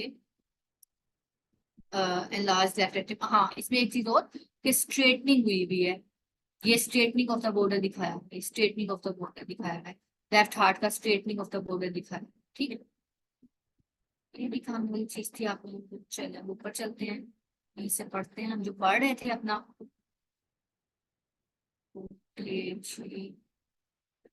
ओके जी, ये हाँ। अब बेस्ट इनिशियल टेस्ट एको हो गई, एक्यूरेट टेस्ट कैटेगराइजेशन हो गई, कैटेगराइजेशन करते कैसे हैं वो मैंने आपको दिखा दिया। There is nothing specific about the ECG. अच्छा, अब तीसरा टेस्ट, पहला हमने पढ़ लिया एको, दूसरा हमने पढ़ लिया कैटेगराइजेशन, तीसरा अब आ गया ईसीजी। अब ईसीजी भी करते तो है लेकिन ये स्पेसिफिक कोई नहीं है इसमें। ईसीजी पे हमें मोस्टली हमें जो है ना हाइपरट्रॉफी नजर आएगी चैम्बर्स की, लेकिन वो तो किसी भी और भी डिजीज में नजर आ सकती है ना, तो हम ये स्पेसिफिक नहीं कर सकते कि ये वेल्वुलर हार्ट डिजीजेस के लिए ही ईसीजी है, ठीक है। चौथा हमने कर लिया इसमें चेस्ट एक्सरे, चेस्ट एक्सरे में नजर क्या आया वो मैंने आपको बता दिया, क्या नजर आया हमें चेस्ट एक्सरे में। और चेस्ट एक्सरे भी जो है वो आगे हम देखते हैं क्या नजर आया मेटास्टेनोसिस में। लेकिन चेस्ट एक्सरे की वो ये बात बता रहा है कि चेस्ट एक्सरे भी कोई पुअर टेस्ट ही है, इसमें भी हमें हाइपरट्रोफी और एनलार्जमेंट नजर आता है कार्डियक साइज का, ये भी एक पुअर टेस्ट है, ठीक है। और X ray evaluation of the cardiac chamber size is neither the most accurate test nor the best initial test. अब वो चेस्ट एक्सरे की भी यही बात कर रहा है कि ये बेस्ट इनिशियल टेस्ट भी नहीं है और मोस्ट एक्यूरेट टेस्ट भी नहीं है, ना ही ईसीजी और ना ही chest X-ray best initial test है और ना ही मोस्ट एक्यूरेट टेस्ट है। बेस्ट इनिशियल था एको और मोस्ट एक्यूरेट था कैटेगराइजेशन। ईसीजी और चेस्ट एक्सरे करते जरूर है, इससे फाइंडिंग्स भी आती हैं, लेकिन ना ही स्पेसिफिक है, ना ही सेंसिटिव है, ना वैक्सीनेशन है, ना डायग्नोस्टिक है, ना मोस्ट एक्यूट है। ठीक हो गया। ट्रीटमेंट हम बाद में देखते हैं। अच्छा, अब तो हम ये देख रहे थे। अच्छा जी, अब ये माइट्रोस्नोसिस में हमने देख लेना कि एको करवाई, ट्रांसएसोफेजियल एको, एको जो है मोर एक्यूरेट है, ये देख लिया हमने, ये बात हमने पढ़ ली। ईसीजी करवाई, ईसीजी पे हमें एट्रियल रिदम डिस्टर्बेंस मिलेगी। अब इसमें हमने पढ़ा था कि एट्रियल फिब्रिलेशंस होती हैं, इसमें हमें एट्रियल फिब्रिलेशंस मिलेंगी। एट्रियल फिब्रिलेशंस में क्या मिलता है हमें, बाइफिड, बाइफिड पी वेव्स मिलती हैं। अब बाइफिड पी वेव्स किस तरह से होती हैं, एक तो ये नॉर्मल पी वेव होती है ना इस तरह से, इसमें हमें इस तरह से मिलेगी कि ये बाइफिड हुई, ये नॉर्मल है और ये बाइफिड है। बाइफिड पी वेव्स मिलती हैं लीड 1 और V1 और V2। Atrial fibrillations bifid P waves V1 और V2 में हमें मिलेगी। ठीक हो गया। अच्छा, इसकी आगे पिक्चर है वो भी मैं आपको दिखाती हूँ। उसके बाद चेस्ट एक्सरे, चेस्ट एक्सरे में हमने पढ़ लिया कि straightening of the left heart border, वो मैंने दिखाई आपको। Elevation of the left main stem bronchus, इसका तो मुझे पिक्चर नहीं मिली, लेकिन ये भी हमें शो नजर आ रहा होगा चेस्ट एक्सरे पे, कि elevation of the left main stem bronchus जो है वो भी शो हो रहा होता है चेस्ट एक्सरे पे। ठीक है। Second bubble behind the heart, वो भी मैंने आपको दिखा दिया कि second bubble behind the heart, second density behind the heart, वो भी सारा मैंने आपको दिखा दिया। ठीक है। और ट्रीटमेंट देख लें, फिर मैं आपको एट्रियल फिब्रिलेशंस की ईसीजी भी दिखाती हूँ, नीचे है। ठीक है। अच्छा जी, अब ट्रीटमेंट्स में ऊपर जो उसने बात की है सब के लिए, सबके लिए वो यही बात कर रहा है कि ट्रीटमेंट सब वैल्वुलर डिजीज के लिए ट्रीटमेंट में ये बात कर रहा है कि माइट्रल स्टेनोसिस ट्रीटमेंट जो है हम मेडिकल ट्रीटमेंट भी दे सकते हैं, और हम ट्रीटमेंट जो है इसमें सर्जिकल ट्रीटमेंट भी दे सकते हैं, और बैलून कैथेटराइजेशन करके बैलून वैल्वुलर प्लास्टिक वगैरह भी कर सकते हैं। ठीक है। अब वो कहता है कि स्टेनोसिस के लिए मोस्टली हम डायलेट करते हैं बैलून डाल के, ये बात याद रखने वाली है। और मोस्टली जो रिगर्जिटेंट है ना उसमें हम वेजोडाइलेटर थेरेपीज दे देते हैं, इसमें एस इनहिबिटर्स आ जाते हैं, आर्ब्स आ जाते हैं। ठीक है। रिगर्जिटेंट में, जिन रिगर्जिटेंट वाली बात एमसीक्यूज में आती है, तो ये बात याद रखनी है कि रिगर्जिटेंट में हम एस इनहिबिटर्स देते हैं, और इसमें हम आर्ब्स देते हैं, निफिडिपिन देते हैं जो कि कैल्शियम चैनल ब्लॉकर है, हाइड्रोलाजिन देते हैं। ठीक है। ये सारी चीजें आपने याद रखनी है। If the heart dilates excessively, then valve replacement will not be able to correct the decrease. अच्छा, अब हम इसमें वेल रिप्लेसमेंट भी कर सकते हैं, बैलून वैल्वुलोप्लास्टी भी कर सकते हैं, और मेडिकल ट्रीटमेंट भी दे सकते हैं, सारा आगे हम डिटेल में पढ़ते हैं। लेकिन अगर हार्ट इतना डायलेट हो गया है, इतना डायलेट हो गया है कि well replacement will not be able to correct the decrease in systolic function, कि अगर हम वेल रिप्लेस कर भी देंगे तो भी कोई फायदा नहीं है। ठीक है। Endocarditis prophylaxis is not indicated for any of these valve disorders unless the valve has actually been replaced or there has been previously endocarditis। अब यही कह रहे हैं कि endocarditis prophylaxis जो है वो इंडिकेटेड नहीं है these valve disorders के लिए, जब तक कि valve जो है वो रिप्लेस ना कर दिया जाए। जब हम वेल रिप्लेस कर देंगे फिर हम एंडोकार्डिटिस प्रोफिलैक्सिस देंगे। ट्रीटमेंट में मेनली उन्होंने ये बता दिया कि मेडिकल भी होता है और सर्जिकल भी होता है। अब हम आगे देखते हैं कि किस डिजीज के लिए कौन सा ट्रीटमेंट होता है। माइट्रल स्टेनोसिस के लिए वो कह रहा है कि हम डायजुरेटिक्स भी देते हैं, फ्यूरासिमाइड वगैरह दे सकते हैं, सोडियम रिस्ट्रिक्ट करेंगे। उस मरीज को हमने कहना है भाई नमक बंद कर दो, नमक बंद करोगे तो ही फायदा है, नमक नहीं बंद करोगे तो फायदा कोई नहीं है। सोडियम रिस्ट्रिक्शन कर देनी है, फ्लूइड ओवरलोड को कंट्रोल करने के लिए। अब आपने ये चीज ट्रीटमेंट में याद रखनी है, आप लोगों ने ट्रीटमेंट में एक चीज ये याद रखनी है कि जो जो सिम्टम्स आ रहे थे ना उन सिम्टम्स को ट्रीट कर दो। सिम्टम्स पहले हमने पढ़ा कि सिम्टम्स प्रोड्यूस कैसे हुए यार, सिम्टम्स प्रोड्यूस कैसे हुए वो हमने पढ़ लिया।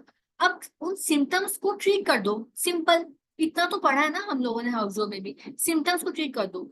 ठीक है। अब सबसे पहले मेन सिम्टम मैंने कौन सा बताया था, डिज्निया। डिज्निया को ठीक करो, शॉर्टनेस ऑफ ब्रेथ को ठीक करो। डिज्निया हो क्यों रहा था, मैंने बताया डिज्निया हो रहा था, पल्मोनरी एडीमा हो रहा था। ठीक है, कंजेशन हो रही थी, पल्मोनरी एडीमा हो रहा था। पल्मोनरी एडीमा कैसे ठीक होगा यार, इतनी दफा पढ़ा हुआ है। डाययूरेटिक्स देंगे, उसमें से फ्लूइड रिटेंशन हो रही है, फ्लूइड निकालेंगे। जब फ्लूइड निकालेंगे तो क्या देंगे, डाययूरेटिक्स देंगे, सिंपल डाययूरेटिक्स देंगे, फुरासिमाइड देंगे। ठीक हो गया। उसके बाद उसमें एट्रियल फिब्रिलेशन हो रही थी, एट्रियल फिब्रिलेशन के लिए हमने वार्फरिन देनी होती है, और आईएनआर इसमें हमने मेंटेन रखना है 2 to 3, आईएनआर मेंटेन रखना है 2 to 3 हमने। ठीक हो गया, ये बात याद रख लेनी है। उसके बाद इसमें हार्ट रेट बहुत ज्यादा ज्यादा हो रहा था एट्रियल फिब्रिलेशन की वजह से, तो हार्ट रेट को कंट्रोल करने के लिए हमें देना है डाइजोक्सिन बीटा ब्लॉकर्स या कैल्शियम चैनल ब्लॉकर्स, डिल्टियाज़िनम, विरापेमिल वगैरह।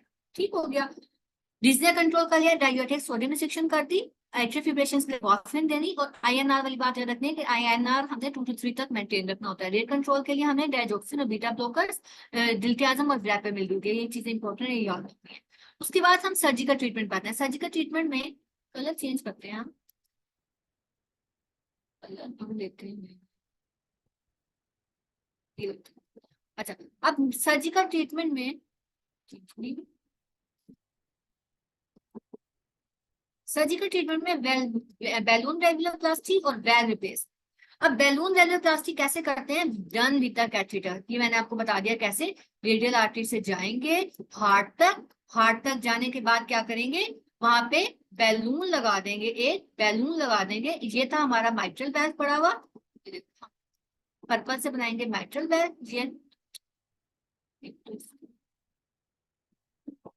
ये था माइट्रल वेल्व, माइट्रल वेल्व पड़ा हुआ था, वहां जाके हमने क्या किया, वहां जाके हमने बैलून लगा दिया। बैलून का क्या काम होता है? बैलून का मतलब होता है डायलेट करना। उसने वहां पे उस वेल्व को डायलेट कर देगा, जब डायलेट कर देगा तो स्टेनोसिस खत्म हो जाएगा और ट्रीटमेंट हो जाएगा। चौथा, दूसरा सर्जिकल ट्रीटमेंट क्या है? Well replacement only when catheter procedure can not be done. Well replace कर देंगे जब वेल फेल हो जाए, जब वेल बिल्कुल फेल हो जाएगा तो वेल हम रिप्लेस कर देंगे। ठीक हो गया, ये हो गया। उसके बाद हम पढ़ लेते हैं आप एओर्टिक स्टेनोसिस। माइट्रल स्टेनोसिस हमारा कंप्लीट हो गया।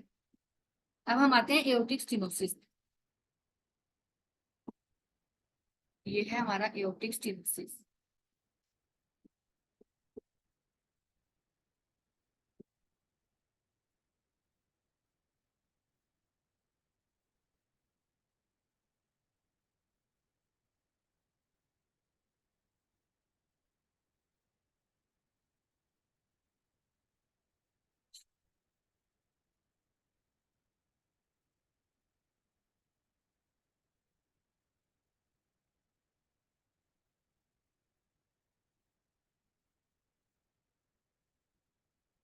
एक मिनट आसान हो जाए फिर हम अपना लेक्चर स्टार्ट करते हैं।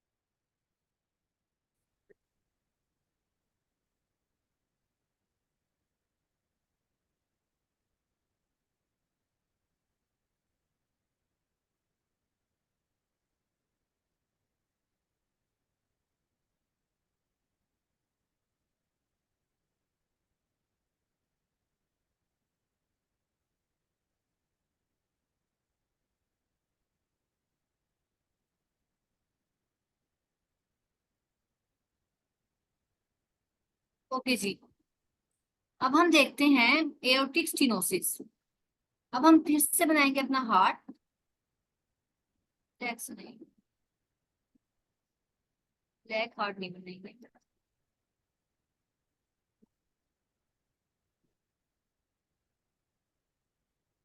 लेग आगे।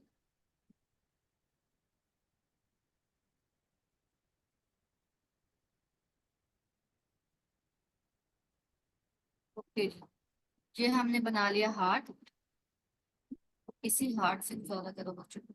अच्छा, ये आ गया लेफ्ट एट्रियम, ये आ गया लेफ्ट वेंट्रिकल। ठीक है, अब यहाँ पे जा रहा है हमारा एओर्टा।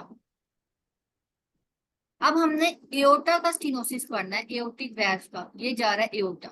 अब यहाँ पे जो वेल्व है ना, यहाँ पे जो वेल्व है, ये जो वेल्व है, ये जो वेल्व है, ये इसका स्टीनोसिस होगा। ये है लेफ्ट एट्रियम और ये है लेफ्ट वेंट्रिकल। अब इसका जब स्टीनोसिस होगा तो क्या क्या सिम्टम्स आएंगे, ये सारा हमने पढ़ना है अभी, ठीक है। क्या क्या मसले होंगे, सबसे पहले तो हम पढ़ लेते हैं कि क्या क्या सिम्टम्स आएंगे। जाहिर बात है, जब यहाँ से ब्लड नहीं जा रहा, लेफ्ट एट्रिया से ब्लड लेफ्ट वेंट्रिकल में आ गया, लेफ्ट एट्रिया से ब्लड लेफ्ट वेंट्रिकल में आ गया, लेकिन यहाँ स्टीनोसिस है। अब यहाँ से ब्लड आगे नहीं जा रहा। जब यहाँ से ब्लड आगे नहीं जा रहा तो जाहिर बात है, पहले यहाँ पे हमने पढ़ा था कि लेफ्ट एट्रिया का साइज बढ़ा था। अब यहाँ हमने पढ़ना है कि लेफ्ट वेंट्रिकल का साइज बढ़ेगा, लेफ्ट वेंट्रिकल का साइज बढ़ जाएगा, यानी कि लेफ्ट वेंट्रिकल की हाइपरट्रोफी होगी। जब लेफ्ट वेंट्रिकल की हाइपरट्रोफी होगी कि तो लेफ्ट वेंट्रिकल के जो मसल्स हैं उनको हायर ऑक्सीजन डिमांड होगी, उनको ज्यादा ऑक्सीजन की जरूरत होगी। जब उनको ऑक्सीजन ज्यादा चाहिए, काम करने के लिए ऑक्सीजन ज्यादा चाहिए, लेकिन ऑक्सीजन मिल नहीं रही उनको। क्यों नहीं मिल रही? क्योंकि यहाँ पे स्टीनोसिस हुआ हुआ है, ब्लड तो पुल अप ही नहीं हो रहा सिस्टेमिक सर्कुलेशन की तरफ, ब्लड तो जा ही नहीं रहा सिस्टेमिक सर्कुलेशन की तरफ, ठीक है। और ऑक्सीजन डिमांड पूरी नहीं हो रही लेफ्ट वेंट्रिकल की। जब लेफ्ट वेंट्रिकल की ऑक्सीजन डिमांड पूरी नहीं हो रही और वो हाइपरट्रोफिड हुआ हुआ है, तो क्या होगा? एंजाइना के सिम्टम्स आएंगे। Angina, what is angina? Angina heart pen, यानी कि दिल में दर्द, ठीक है, इन सिंपल वर्ड्स। एंजाइना के सिम्टम्स आएंगे। क्यों एंजाइना के सिम्टम्स आ रहे हैं? क्योंकि एओर्टिक स्टेनोसिस हुआ हुआ है, एओर्टा से ब्लड, आपका लेफ्ट वेंट्रिकल से ब्लड यहाँ से जा नहीं रहा। जब ब्लड जा नहीं रहा तो ब्लड लेफ्ट वेंट्रिकल में रहेगा। जब ब्लड लेफ्ट वेंट्रिकल में रहेगा तो ब्लड, जो लेफ्ट वेंट्रिकल है उसका साइज बड़ा हो जाएगा। ये पहले ये साइज था, अब आप कह लो कि ये साइज हो गया लेफ्ट वेंट्रिकल, ठीक है। जब इसका साइज बड़ा हो गया तो ये हाइपरट्रोफिड हो गया। अब इसको ज्यादा ऑक्सीजन चाहिए, अब इसको ज्यादा ऑक्सीजन चाहिए, ज्यादा ऑक्सीजन चाहिए, और वो ऑक्सीजन डिमांड पूरी नहीं हो रही। क्यों पूरी नहीं हो रही? क्योंकि एओर्टा तक ब्लड जा ही नहीं रहा, सिस्टेमिक सर्कुलेशन में ब्लड कम जा रहा है, ऑक्सीजन डिमांड पूरी नहीं हो पा रही, पूरी बॉडी की पूरी नहीं हो पा रही। और तो इस लेफ्ट वेंट्रिकल की भी ऑक्सीजन डिमांड पूरी नहीं हो पाएगी, ब्लड नहीं पूरा पहुंच पाएगा, ऑक्सीजन डिमांड पूरी नहीं हो पाएगी, तो एंजाइना के सिम्टम्स आएंगे। एंजाइना ऑन एक्सर्शन, ये बात याद है। दूसरी बात, यहाँ से ये एओर्टा था, एओर्टा से ब्लड जा रहा था आपके सिस्टेमिक सर्कुलेशन में, सिस्टेमिक सर्कुलेशन, ठीक है। अब यहाँ हम बनाएंगे अपना खूबसूरत सा ब्रेन। ये आ गया जी आपका ब्रेन, ठीक है। किसी का ब्रेन तो ऐसा होगा, ओके। यहाँ से आपका एओर्टा जो है उसने आपके ब्लड तक, ये ब्रेन तक भी ब्लड लेकर जाना था, यहाँ तक ब्लड लेके जाना था, एओर्टा से ब्लड वेसल से सिस्टेमिक सर्कुलेशन से ब्लड जाना था आपके ब्रेन तक। लेकिन यहाँ हुई हुई है स्टीनोसिस, स्टीनोसिस हुई हुई है, एओर्टिक स्टीनोसिस हुई हुई है। ब्लड लेफ्ट वेंट्रिकल से एओर्टा के जरिए सिस्टेमिक सर्कुलेशन के जरिए अब जा नहीं रहा ब्रेन तक। जब ब्रेन तक जा नहीं रहा, जब ब्रेन तक जा नहीं रहा तो एक्सर्शन पे कौन सा सिम्टम आएगा? एक्सर्शन पे कौन सा सिम्टम आएगा? Can anybody tell me in the chat box, कौन सा सिम्टम आएगा? कोई बता सकता है? सिंकपी, वेरी गुड। सिंकपी, सिंकपी के सिम्टम आएगा, ठीक है, सिंकपी का सिम्टम आएगा। Syncope on exertion, perfusion to the brain decrease हो गई है, ठीक है। एंजाइना पढ़ लिया हमने, हार्ट पेन, दूसरा सिंकपी, ठीक हो गया। उसके बाद अब हम मरमर बाद में पढ़ेंगे, अभी हम देख लेते हैं कि अब इसमें भी डिस्निया होगा। अब इसमें भी डिस्निया की रीजन वही होगी, ठीक है, इसमें भी सेम रीजन होगी डिस्निया की, कि यहाँ से अब यहाँ पे जगह नहीं है आपके सुनाने की, थोड़ी सी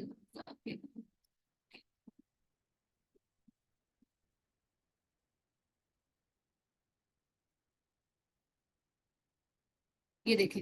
अब ये लंग्स हैं आपके, ठीक है, ये वही वाली सारी बात है कि डिस्निया क्यों हो रहा है। और यहाँ लेफ्ट एट्रियम से आपका ब्लड जो है वो लंग्स में बैक पूल हो जाएगा, ठीक है। यहाँ से लेफ्ट एट्रिया से ब्लड जो है सारा आपका लंग्स में ब्लैक पूल होगा। जब यहाँ पे ब्लड जो है ब्लैक पूल हो जाएगा तो वही वाली बात, ब्लड वेसल से इंटरस्टिशियम में, इंटरस्टिशियम में से अल्वुलाई में, अल्वुलाई में जो आपका ट्रांसुडेट है सारा वो एक्यूमुलेट होना शुरू हो जाएगा, पल्मोनरी एडीमा हो जाएगा। ये ब्लड वेसल है आपकी, ठीक है। ब्लड वेसल से ब्लड आया आपके इंटरस्टिशियम में, इंटरस्टिशियम से आया आपके अल्वुलाई में, ये आपका अल्वुलाई है, ठीक है। आप अल्वुलाई में पल्मोनरी एडीमा हो गया, कूलिंग हो गई सारे आपके ट्रांसुडेट्स की, ठीक है, प्लाज्मा की, ठीक है, सारे आपका फ्लूइड जो है सारा आप कह लो कि सारा जो गंदा फ्लूइड है वो एक्यूमुलेट होना शुरू हो गया, और आप कह लो कि पल्मोनरी एडीमा हो गया। पल्मोनरी एडीमा हो गया तो कौन सा सिम्टम आ गया आपका, कौन सा सिम्टम आ गया, डिज्निया का सिम्टम आ गया, ये हो गया। ओके जी। और इस पे आपको जब आप ऑस्कल्टेट करोगे तो आपको क्रैकल्स मिलेंगे, और ऑस्कल्टेशन, ठीक हो गया।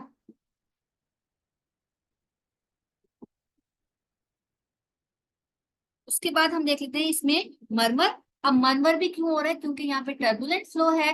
टर्बुलेंट फ्लो की वजह से यहाँ पे आप कह लो कि यहाँ पे टर्बुलेंट फ्लो है, टर्बुलेंट फ्लो की वजह से इसमें जो ब्लड जाना था लेफ्ट वेंट्रिकल से एओर्टा में, वहां उस जगह पे टर्बुलेंट फ्लो है। टर्बुलेंट फ्लो की वजह से यहाँ पे जो ब्लड मरमर आएगा वो आएगा सिस्टोलिक इजेक्शन मरमर, ठीक है, सिस्टोलिक इजेक्शन मरमर, यहाँ पे हम लिखते हैं मरमर कौन सा आएगा, सिस्टोलिक इजेक्शन मरमर।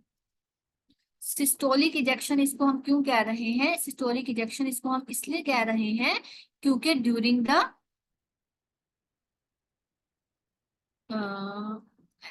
सिस्टोलिक इजेक्शन इसको हम इसलिए कह रहे हैं क्योंकि ड्यूरिंग द सिस्टली आया है। सिस्टली क्या होती है, सिस्टली होती है कॉन्ट्रैक्शन, जब लेफ्ट वेंट्रिकल ने कॉन्ट्रैक्ट करना होता है, जब लेफ्ट वेंट्रिकल ने ब्लड कूल करना, ब्लड कॉन्ट्रैक्ट करके ब्लड भेजना होता है लेफ्ट वेंट्रिकल ने, ये है आपका लेफ्ट वेंट्रिकल, ठीक है, तो यहाँ ये है आपका एओर्टा, यहाँ से जब इसने ब्लड भेजना होता है एओर्टा में, और इसको हम कहते हैं सिस्टली, ये लेफ्ट वेंट्रिकल, ये एओर्टा, यहाँ से जब इसने ब्लड भेजना होता है एओर्टा में, इसको हम कहते हैं सिस्टली, इसी को हम कहते हैं इजेक्शन। तो during the systole, during the ejection ये मरमर आ रहा है क्योंकि स्टीनोसिस यहाँ हुई भी है, स्टीनोसिस यहाँ हुई भी है, तो यहाँ पे स्टीनोसिस की वजह से इजेक्शन की इजेक्शन के दौरान और सिस्टली के दौरान मरमर आ रहा है, इसलिए इसको हम इजेक्शन, सिस्टोलिक इजेक्शन मरमर कहते हैं। इसी को हम क्रिसेंडो डिक्रिसेंडो मरमर भी कहते हैं, इसी का दूसरा नाम, ठीक हो गया। अब एक बात और याद रखनी है कि इसमें भी आप कह लो कि एट्रियल फिब्रिलेशन वाले सिम्टम्स आ सकते हैं। वो क्यों आ सकते हैं, क्योंकि लेफ्ट एट्रिया में ब्लड ज्यादा हुआ है, लेफ्ट एट्रिया से ब्लड बैक पुल करके लेफ्ट वेंट्रिकल में थोड़ी ज्यादा हुआ है, लेफ्ट एट्रिया से लेफ्ट वेंट्रिकल में भी ब्लड जा सकता है, ये सारा गंदा हो गया इसमें। एक बार फिर प्यारा सा हार्ट,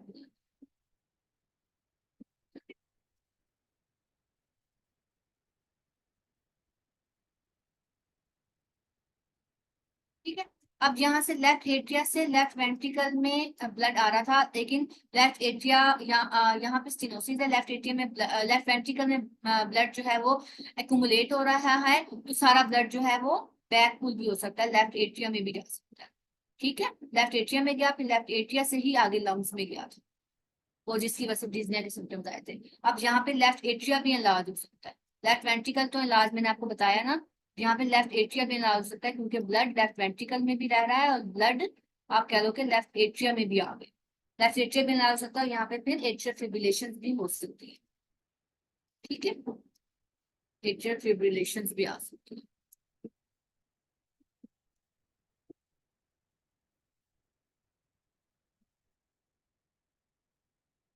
ओके, हमें क्लियर, यही सारे पॉइंट्स थे जो आपने देखने थे। और इसकी कॉज, कॉज जो है ना इसकी मोस्ट इंपॉर्टेंट मैंने आपको बता दी, एजिंग, एओर्टिक स्टेनोसिस की। दूसरी जो है इसमें बाइकस्पिड वेल्व्स, बाइकस्पिड वेल्व्स यानी कि कंजेनिटली मेलफॉर्म्ड वेल्व्स जो होते हैं उसको हम कह रहे होते हैं बाइकस्पिड वेल्व, जो कंजेनिटली मेलफॉर्म्ड बने हुए होते हैं वेल्व्स, ठीक है।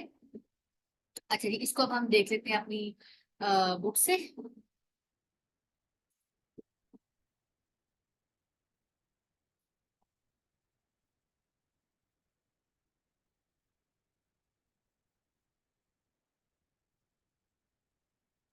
पीडीएफ शेयर करूंगी, यहाँ से अचानक से स्लाइड्स दो गायब हो गई हैं,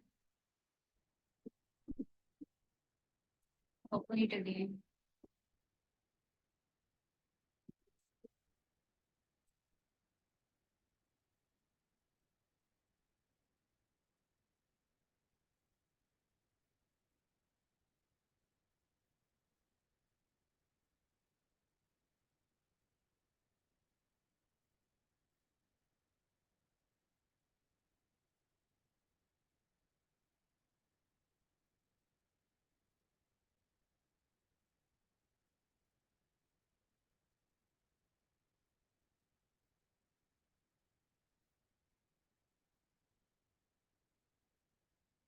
चलिए जी, अब नजर आ रहा है आपको एओर्टिक स्टेनोसिस। अच्छा जी, इसमें भी वही सारी बातें हैं जो हमने देख ली हैं। यही इसकी कॉजेज कॉन्जेनिटल मैलफॉर्म वन वेल्स और ये सारी चीजें हो गई, ठीक है। और इसमें वही रिमेटिक फीवर वाली बात के स्ट्रेप्टोकोकस की वजह से हो सकता है। और इसमें ejection systolic murmur, syncope, angina, diffuse characters, dyspnoea, ये वो सारे सिम्टम्स और एट्रियल फिब्रिलेशन, ये सारी वही बातें हैं, ठीक है। हाइपरट्रोफीड हो जाता है लेफ्ट वेंट्रिकल, सारी वही चीजें जो मैंने आपको समझा दी है। अब हम इसको देख लेते हैं जरा, अपनी एमटीबी से देख लेते हैं।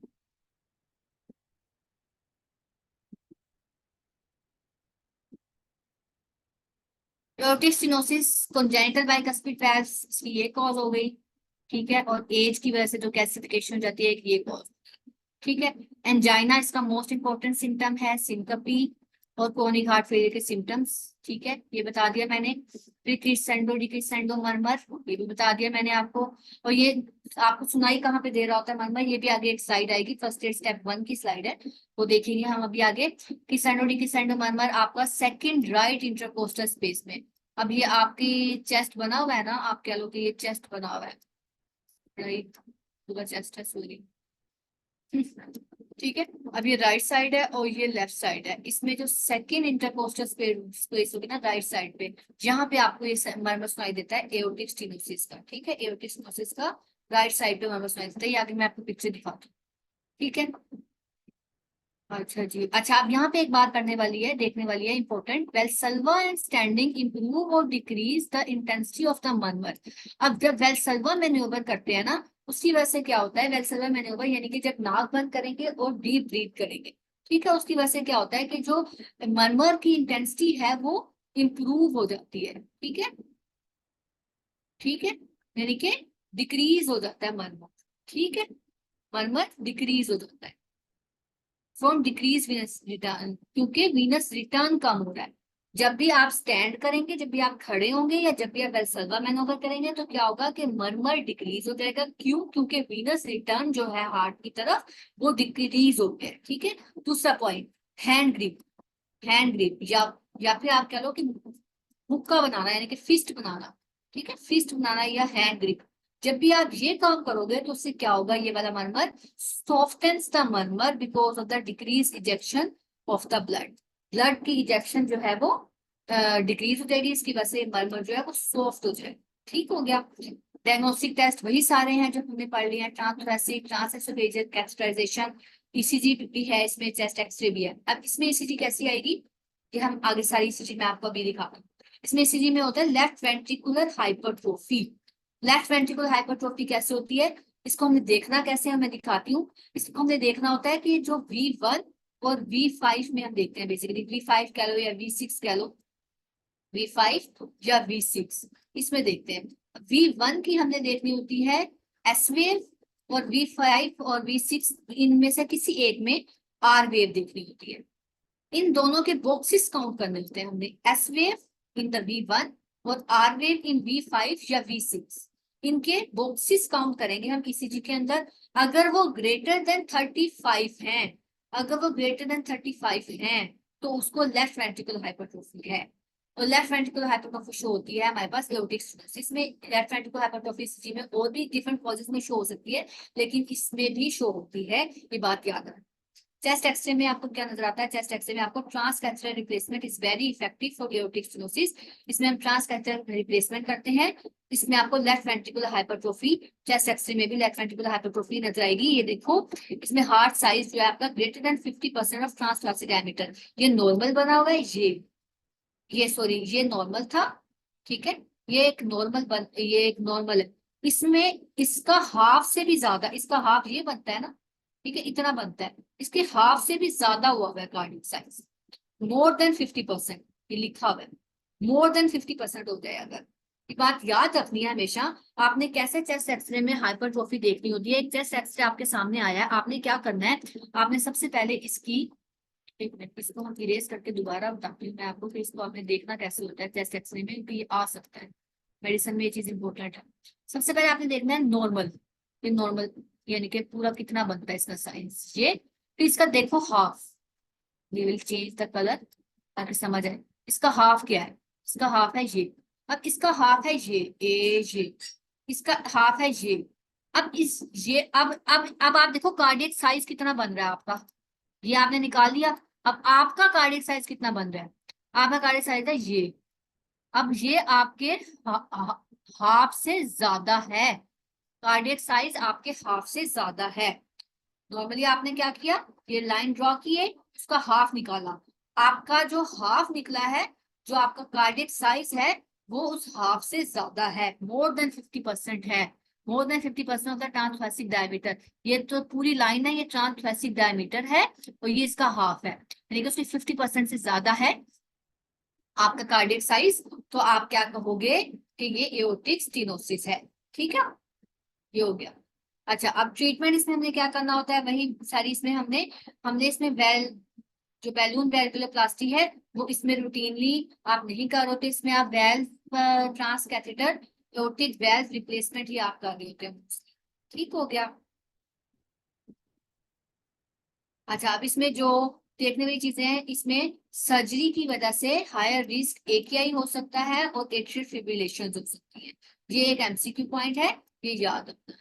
ठीक है, और ये भी अगला एमसीक्यू पॉइंट है, याद रखना है कि जो एआर है, high risk of residual AR and need for pacemaker replacement, किसकी वजह से हो सकता है, एआर किसकी वजह से हो सकता है, जब आपने इसमें अपने वैल्व रिप्लेसमेंट की वजह से, ट्रांसकैथेटर एओर्टिक वैल्व रिप्लेसमेंट की वजह से क्या हो सकता है, ट्रांसकैथेटर एओर्टिक वैल्व रिप्लेसमेंट की वजह से रेसिडुअल एआर हो सकता है।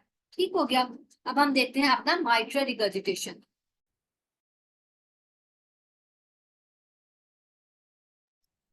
अच्छा जी, अब हम देखते हैं अपनी माइट्रल रिगर्जिटेशन।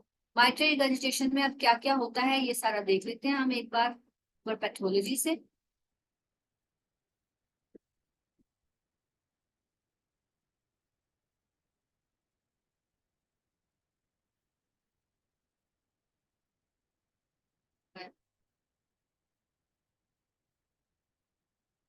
अच्छा जी, माइट्रल रिगर्जिटेशन में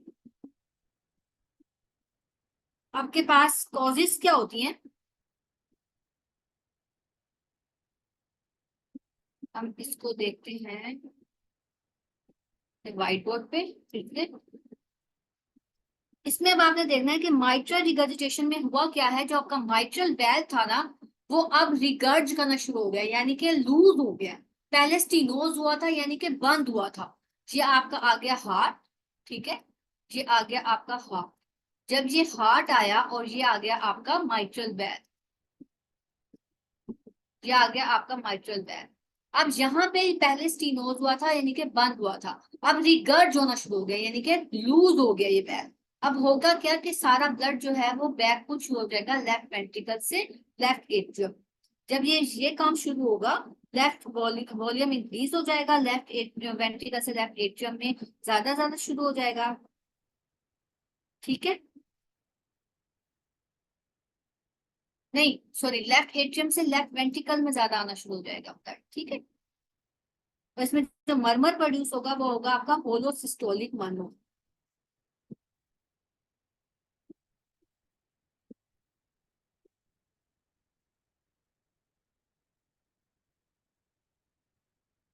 मरमर कौन सा होगा इसमें, होलोसिस्टोलिक मरमर, इसको आप पैन सिस्टोलिक मरमर भी कहते हो, यानी कि थ्रू आउट द सिस्टली। इसमें हम क्या लिखेंगे, इसमें हम लिखेंगे मरमर कौन सा आता है, पैन सिस्टोलिक। पैन सिस्टोलिक का मतलब है थ्रू आउट द सिस्टली, यानी कि S1 और S2 दोनों के दरमियान में throughout the systole are.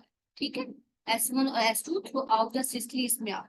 ठीक है, इसमें सिम्टम्स कौन से आएंगे, इसमें वही डिस्निया के सिम्टम्स आएंगे। ठीक है, इसमें एपेक्स जो है वो डिस्प्लेस हुई भी होगी, क्योंकि आप कह लो कि सॉरी, ये इसको हम ले सकते हैं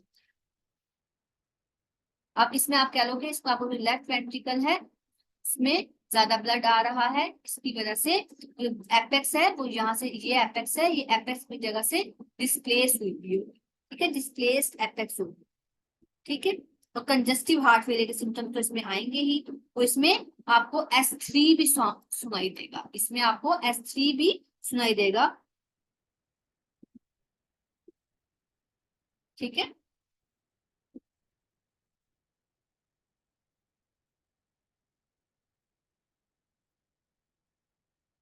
ब्लड जो है आपका लेफ्ट वेंट्रिकल से लेफ्ट एट्रियम में जा रहा है। मैंने फिर गलत,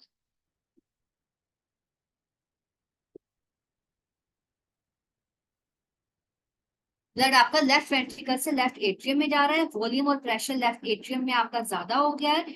वहां ज्यादा ब्लड होने की वजह से आपका ब्लड जो है वो सारा आपके लंग्स में जाना शुरू हो जाएगा। ठीक है, लंग्स में जाएगा ब्लड सारा। जब ब्लड सारा लंग्स में जाएगा, लंग्स में कंजस्टिव हार्ट फेलियर के सिम्टम्स आना शुरू हो जाएंगे। वही सारा प्रोसीजर है जो मैंने आपको बताया कि कैसे कंजस्टिव हार्ट फेलियर के सिम्टम्स आए। ठीक है, हार्ट फेलियर के सिम्टम्स आना शुरू हो जाएंगे। हार्ट फेलियर कैसे हुआ था आपको मैंने बताया, राइट हार्ट फेलियर कैसे हुआ था वो भी मैंने सारा आपको बता दिया। सारी वही पैथोफिजियोलॉजी है इसकी। ठीक हो गया।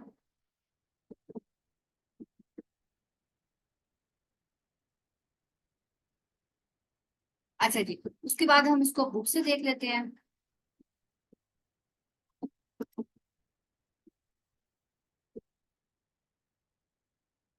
इसको बुक से देखते हैं।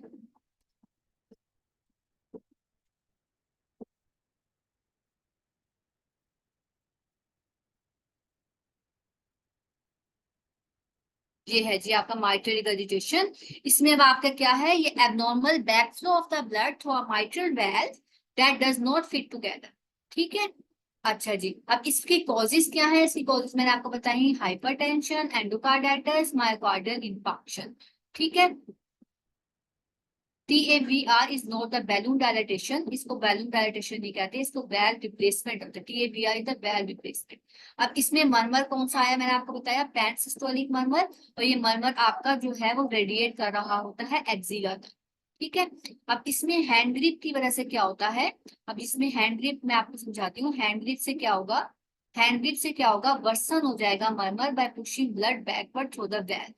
ठीक है। अब वेल्व से ब्लड जो है बैक जाना शुरू हो गया है, यानी कि ब्लड जो है वो लेफ्ट वेंट्रिकल से लेफ्ट एट्रियम में जाना शुरू हो गया, बैक जाना शुरू हो गया है। तो उसी वजह से क्या होगा कि वेल्व जो है वो जो मरमर है वो वर्सन हो जाएगा जब हैंड ग्रिप करेंगे। ठीक है, hand grip increases the afterload and will worsen the murmur of both aortic regurgitation and MR. इन दोनों का जो मरमर है वो हैंड ग्रिप की वजह से वो वर्सन होता है, यानी कि इंक्रीज हो जाता है। क्यों, क्योंकि आफ्टर लोड इंक्रीज हो रहा है। ठीक है। और सिक्वेटिंग और लेग रेजिंग की वजह से वर्सन होता है MR by increasing the venous return to the heart. All left-sided murmurs except mitral valve prolapse and hypertrophic obstruction will increase with expiration। ये बात याद रखनी है, जो लेफ्ट साइड वाले सारे मर्मर हैं, राइट साइड वाले मर्मर अलग हैं। लेफ्ट साइड वाले मर्मर मैंने आपको बताए थे कौन से हैं, माइट्रल वेल्व वाला और एओर्टिक वेल्व वाले। ये सारे जो हैं क्या होता है इनके साथ, ये एक्सपायरेशन पे इंक्रीज होते हैं। और राइट साइड वाले मर्मर जो थे वो कौन से थे आपके, ट्राइकस्पिड वेल्व वाले और पल्मोनरी वेल्व वाले, वो इंस्पायरेशन पे इंक्रीज होते हैं। ठीक है। लेफ्ट साइड वाले कौन से वेल्व्स हैं आपके, लेफ्ट साइड के हार्ट के माइट्रल और एओर्टिक, ये आपके इंक्रीज होते हैं इंस्पायरेशन पे। और जो लेफ्ट साइड के हैं वो हैं आपके ट्राइकस्पिड और पल्मोनरी, वो आपके इंक्रीज होते हैं इंस्पायरेशन। एक्सपायरेशन पे कौन से होते हैं, लेफ्ट साइड के। ठीक हो गई बात। अच्छा, अब ये सारी वही बात समझाई हुई है जो जो हमने मरमर पढ़ा है। जैसे अब MS का मरमर था हमारे पास, ओपनिंग स्नैप थी। ओपनिंग स्नैप हमने कहा था कि नियर द S2 आती है। ये बात वही समझाई हुई है यहाँ पे कि नियर द S2। देखो ये S2 बनाया हुआ है, ये S2 बना हुआ है और ये ओपनिंग स्नैप बनाई हुई है। ठीक है, नियर द S2 मैंने ओपनिंग स्नैप बना के दिखाई। दूसरी बात एओर्टिक स्टेनोसिस में उन्होंने यहाँ पे एक बात यूज की थी कि डायमंड शेप्ड आप कह लो कि मरमर आता है। ठीक है, डायमंड शेप मरमर आता है S1 और S2 के दरमियान। ठीक है, ये S1 है और ये S2 है, इन दोनों के दरमियान डायमंड शेप मरमर आता है। और MR है आपका पैन सिस्टोलिक मरमर, जिसको आप हॉल सिस्टोलिक मरमर भी कहते हो, through out the systole. Through out the systole यानी कि S1 और S2 दोनों के दरमियान में थ्रू आउट रहता है। ठीक है, इसको हम कहते हैं MR। अब हम पढ़ते हैं AR, इसका मरमर फिर हम देखेंगे। अच्छा, अब ट्रीटमेंट क्या है हमारे पास MR का, वही एस इनहिबिटर्स और ARBs। हमने पढ़ा था कि रिगर्जिटेंट वेल्व्स के लिए हमने एस इनहिबिटर्स और ARBs देने हैं, ये बेस्ट होते हैं, बात याद रखोगे। No drug decreases the rate of the progression of regurgitant lesions, rate हम डिक्रीज नहीं कर सकते। डायबिटिक्स और डाइजोक्सिन हमने देना है। ठीक है, ये भी हमने पढ़ा था। वैल रिप्लेसमेंट हम कर सकते हैं जब तक हमारे पास हार्ट स्टार्ट टू डायलेट, जब तक हमारे पास हार्ट डायलेट होना शुरू नहीं हुआ। जब डायलेट होना शुरू हो गया तब फिर हमारे पास कोई सोल्यूशन नहीं रहता। Do not wait for the left ventricle end systolic diameter to become too large because the damage will be irreversible.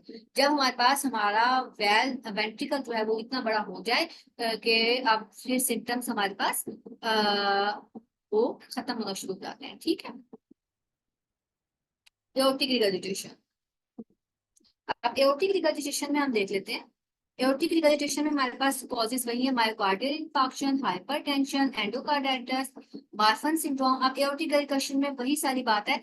ये हार्ट बना के मैं आपको दिखाती हूँ। एओर्टिक वेल्व है, ठीक है, अब आपको समझ आ जानी चाहिए। अब ये एओर्टिक वेल्व है, अब ये एओर्टिक वेल्व पहले स्टीनोस हुआ था, अब रिगर्ज हो रहा है। ठीक है, दोबारा से रिगर्ज होना शुरू हो गया, यानी कि एओर्टा से दोबारा बैक पुलिंग शुरू हो गया लेफ्ट वेंट्रिकल। ठीक है, पहले माइट्रल वैल्व रिगर्ज हुआ था, वो यानी कि लेफ्ट वेंट्रिकल से दोबारा जाना शुरू हो गया था लेफ्ट एट्रियम में। अब एओर्टिक वैल्व रिगर्ज होना शुरू हो गया, यानी कि एओर्टा से दोबारा आना शुरू हो गया लेफ्ट वेंट्रिकल में। ठीक है, इसी कॉजेस क्या वही hypertension, myocardial infarction, endocarditis, Marfan syndrome, ये इंपॉर्टेंट है, याद रखना है। ठीक है, प्रेजेंटेशन इसकी वही है क्रोनिक हार्ट फेलियर वाली, एआर की। ठीक है, no drug delay the progression of AR और एमआर। अब इसमें चीजें जो देखने वाली है वो है, इसमें वाइड पल्स प्रेशर आता है। ठीक है, इसमें वाइड पल्स प्रेशर आता है। ठीक है, अब वाइड पल्स प्रेशर क्या होता है हमारे पास, इसमें हमारे पास ये होता है कि इसमें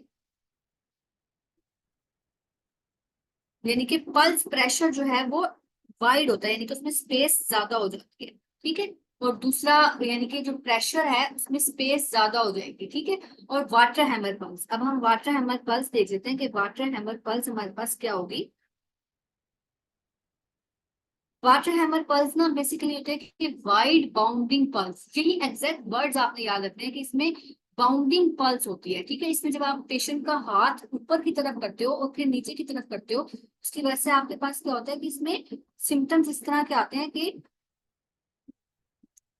पल्स जो है वो वाइड हो जाती है, बाउंडिंग पल्स आती है। ठीक है, और क्विंकी पल्स, क्विंकी पल्स क्या होता है कि जब आप उसको नेल बट को प्रेस करते हो तो उसमें पल्सेशंस आपको फील होगी। ठीक है, Hill sign, BP in legs as much as 40 mm Hg above arm BP. ठीक है, जो हिल साइन है उसमें लेग्स में आपका जो बीपी है वो 40 mm तक ज्यादा होता है।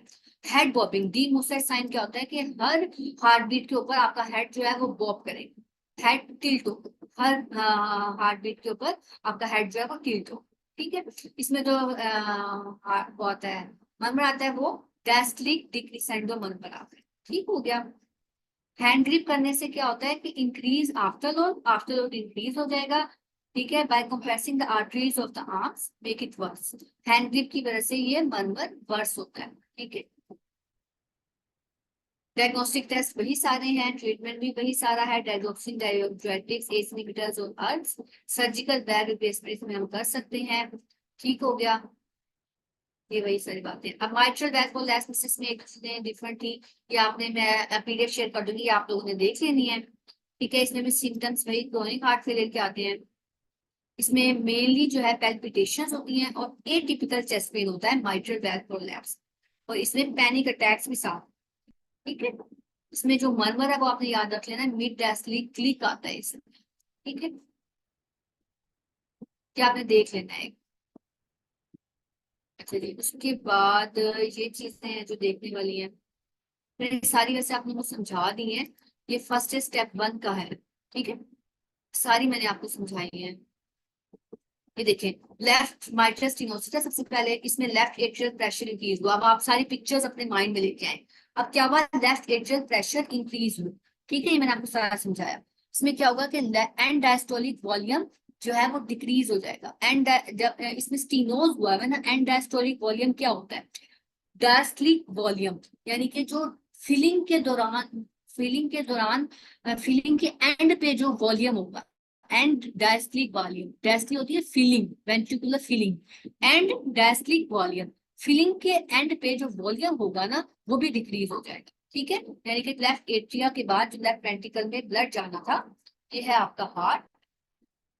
ठीक है, लेफ्ट एट्रिया से लेफ्ट वेंट्रिकल में जो ब्लड जाना था, लेफ्ट वेंट्रिकल के अंदर होता है ना एंड डायस्टोलिक वॉल्यूम, अब लेफ्ट एट्रियस से जो लेफ्ट वेंट्रिकल में ब्लड आना था वो डिक्रीज है, यानी कि कम ब्लड आया है। क्यों? क्योंकि माइट्रल स्टीनोसिस हुई हुई है, माइट्रल वेल स्टीनोज हुआ हुआ है, ब्लड लेफ्ट एट्रियस से लेफ्ट वेंट्रिकल में कम आया है। जब ब्लड कम आया है तो एंड डायस्टोलिक वॉल्यूम कम हो गया है। एंड डायस्टोलिक वॉल्यूम क्या होता है? वही ब्लड होता है जो लेफ्ट एट्रियस से लेफ्ट वेंट्रिकल में आता है।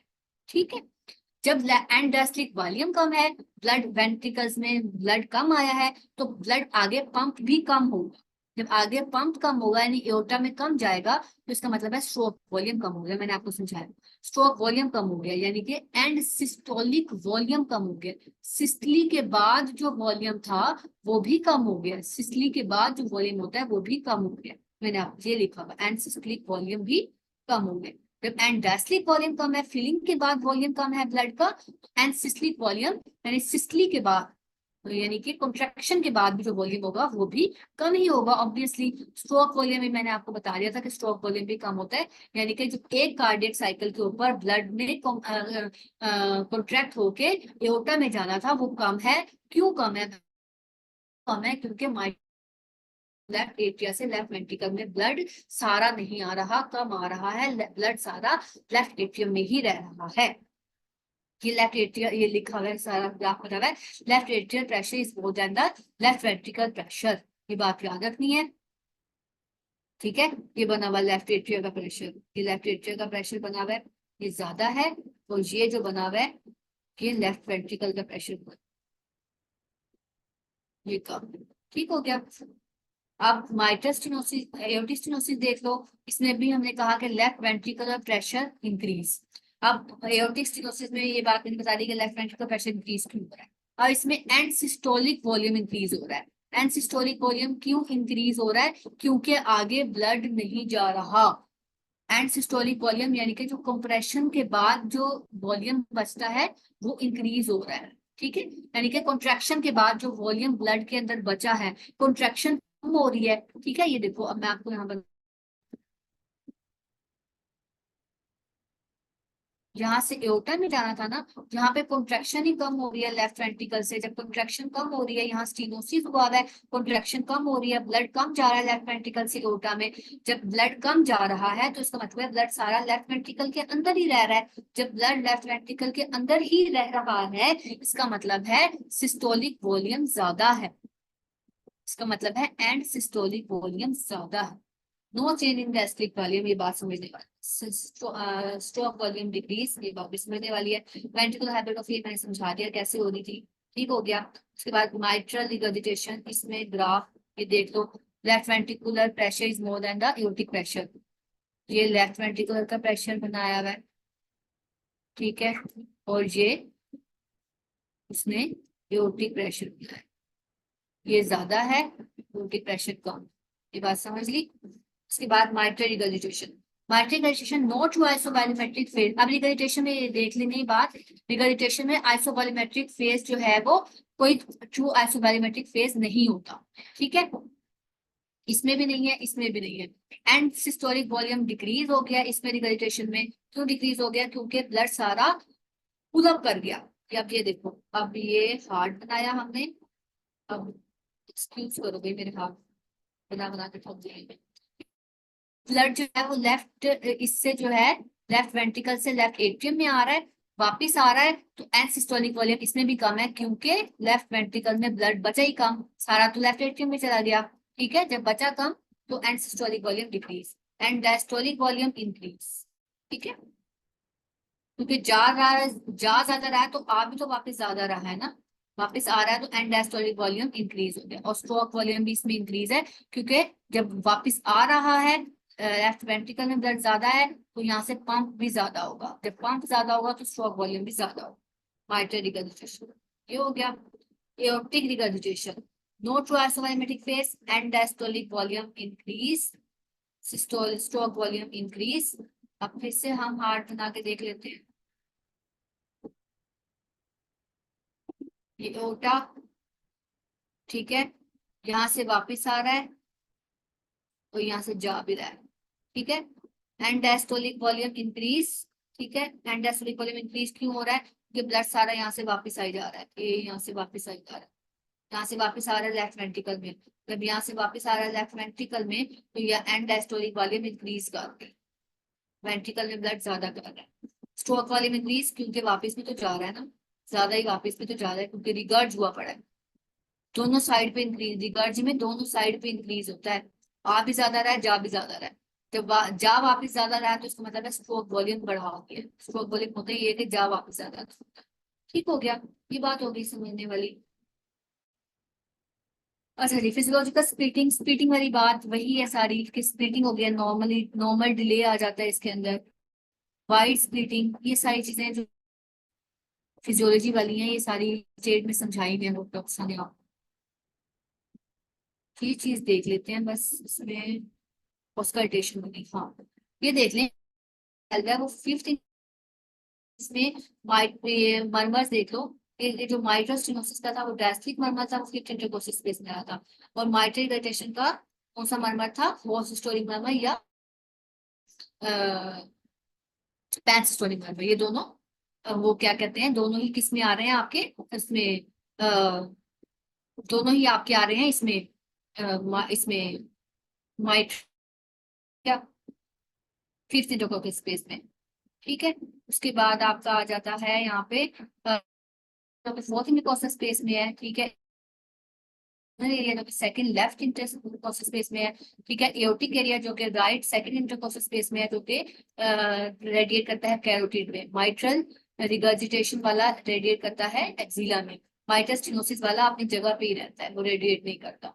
ठीक है, ट्राइकस्पिड वाला एपिगैस्ट्रिक में रेडिएट कर रहा होता है, पल्मोनरी वाला नेक में रेडिएट कर रहा होता है। ठीक है, एओर्टिक वाला आपका पल्मोनरी वाला शोल्डर तक रेडिएट कर रहा होता है, एओर्टिक वाला नेक में कैरोटिड तक रेडिएट कर रहा होता है। ठीक है, ये चीज देख लेंगे। हैंड ग्रिप और स्क्वेटिंग वाली बात यहाँ से देख लेनी है कि मोस्टली इसमें जो, देखो ये बात मैंने आपको बताई थी कि जो होता है ना आपके वेलसल्वा की वजह से प्रीलोड जो है वो इंक्रीज डिक्रीज हो जाता है। और ठीक है, और जो लेग रेजिंग है उसमें भी, इसमें जो है प्रीलोड इंक्रीज हो रहा होता है, स्क्वेटिंग में भी प्रीलोड इंक्रीज हो रहा होता है। ठीक है, प्रीलोड बेसिकली जो फोर्स ऑफ कॉन्ट्रेक्शन है, ठीक है, वो उसको कहते हैं। और हैंड ग्रिप में आफ्टर लोड इंक्रीज हो रहा होता है। इंस्पिरेशन में याद रखना कि इंस्पिरेशन में जो mostly right side of the murmurs होते हैं ना, वो इंक्रीज हो रहे होते हैं। ठीक है, और जो left side of the murmurs हैं वो डिक्रीज हो रहे होते हैं।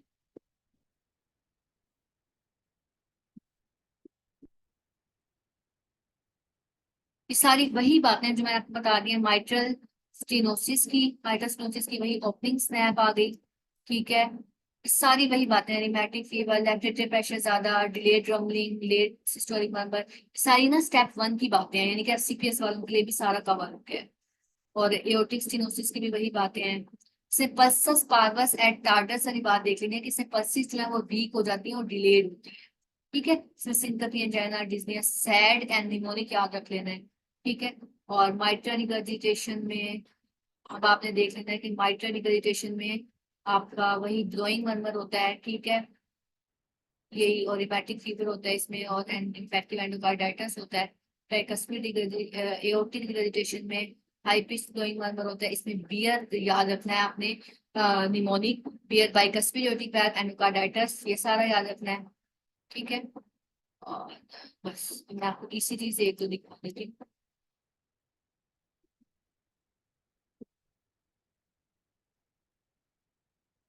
ये जो है ना आपका, ये उसका है, स्टेप सीके का है। ठीक है, इसमें वही सारी सेम बातें हैं, टेबल बना है इसमें, वहां से आपने देख लेना। ईसीजी देख लो, लेफ्ट वेंट्रिकुलर हाइपरट्रॉफी में क्या होता है, V1 और V5 या V6 देखना है। ठीक है, इसमें आपने देखनी है आर वेव। अब ये एक बॉक्स है, इसमें फाइव, एक बड़ा बॉक्स है, एक बड़ा बॉक्स है ये। ठीक है, एक बड़ा बॉक्स है, इसके अंदर 5 छोटे बॉक्सेस होते हैं। अब आप ये एक बड़े बॉक्स को 5 गिनते हैं, 5, 10, 15, 20, 20 हो गए। ये आर वेव गिनी है आपने, इसकी V1 की आर वेव, और V6, सॉरी V1 की एस वेव, ये एस वेव, एस वेव, इसकी एस वेव, और V6 की आर वेव गिननी है। ठीक है, 5, 10, 15, 20, 25, ये हो गए 25। ये कितने थे? 5, 10, 15, 20, 20, 25 और 20 कितने हो गए? 45। ठीक है। अब मोर देन 35 है ना, तो इसका मतलब है इसमें लेफ्ट वेंट्रिकुलर हाइपरट्रोफी है। ठीक है। ये इसके एक क्राइटेरिया इसका यही था। दूसरा इसमें एक sum of the largest precordial R wave and the largest precordial S wave. हम इसमें V1 और V2 में देखें तो लार्जेस्ट आ रही है ना, वो देख लें। अब लार्जेस्ट इसमें V5 आ रही है आर वेव, और एस वेव लार्जेस्ट इसमें V2 आ रही है, वो भी हम गिनेंगे तो ज्यादा ही होगी, लेफ्ट वेंट्रिकुलर हाइपरट्रोफी बन जाती है। ठीक है। अच्छा, अब एक चीज जो इसमें देखने वाली है ना, ये मैंने इसमें कुछ पॉइंट्स ये ऐड किए हैं इसमें से, जो प्लेब कीज है किया है, ये भी आप लोगों ने देख लेना है, क्योंकि प्लेब कीज का बहुत सारे लोगों को होता है क्रेज कि यार जे कैट में पेपर वहां से आता है वहां से आता है, तो ये मैंने वहां से भी जो पॉइंट्स है ना वो इसमें ऐड कर दिए हैं। यहाँ से भी आप लोगों ने देख लेना है। माइटोसिस में वही मिड लेट स्टोरिंग में सारी बात मैंने बता दी है। फिफ्थ इंटरकोस्टल स्पेस में होता है हार्ट फेलियर के सिम्टम्स होते हैं। ट्वेंटी स्टोसिस में इजेक्शन सिस्टोलिक बंद होता है। सेकंड इंटरकोस्टल स्पेस में होता है सारा वेट एक्सचेंज। रिगर्जिटेशन में एंड डायस्टोलिक बराबर सेकंड स्पेस में हार्ट फेलियर सिम्टम्स। ठीक है। माइट्रेल कंजेशन में पैंसिस्टोलिक बराबर, यही मेनली देखने वाले होते हैं। पल्मोनरी और ट्राइकस्पिड में से इतना नहीं पूछते हैं, इसको भी देखना चाहें तो देख सकते हैं। मेनली जो है पल्मोनरी और ट्राइकस्पिड जो है एक जैसे ही होते हैं। ठीक है। अच्छा, पल्मोनरी स्टेनोसिस में भी इजेक्शन सिस्टोलिक नंबर है सेकंड इंटरकोस्टल स्पेस में। सिस्टेमिक साइनोसिस इसमें होता होगा। ठीक है। और जो है ना ट्राइकस्पिड वाला, उसमें डायस्ट्रिक नंबर है फोर्थ और फिफ्थ इंटरकोस्टल स्पेस में। बस ये चीजें देखने वाली है। यहाँ से आप लोग ने प्लेटफॉर्म थोड़ा सा देख लेना। ये था आज का लेक्चर। इसी को कोई प्रॉब्लम है तो पूछ सकते हैं।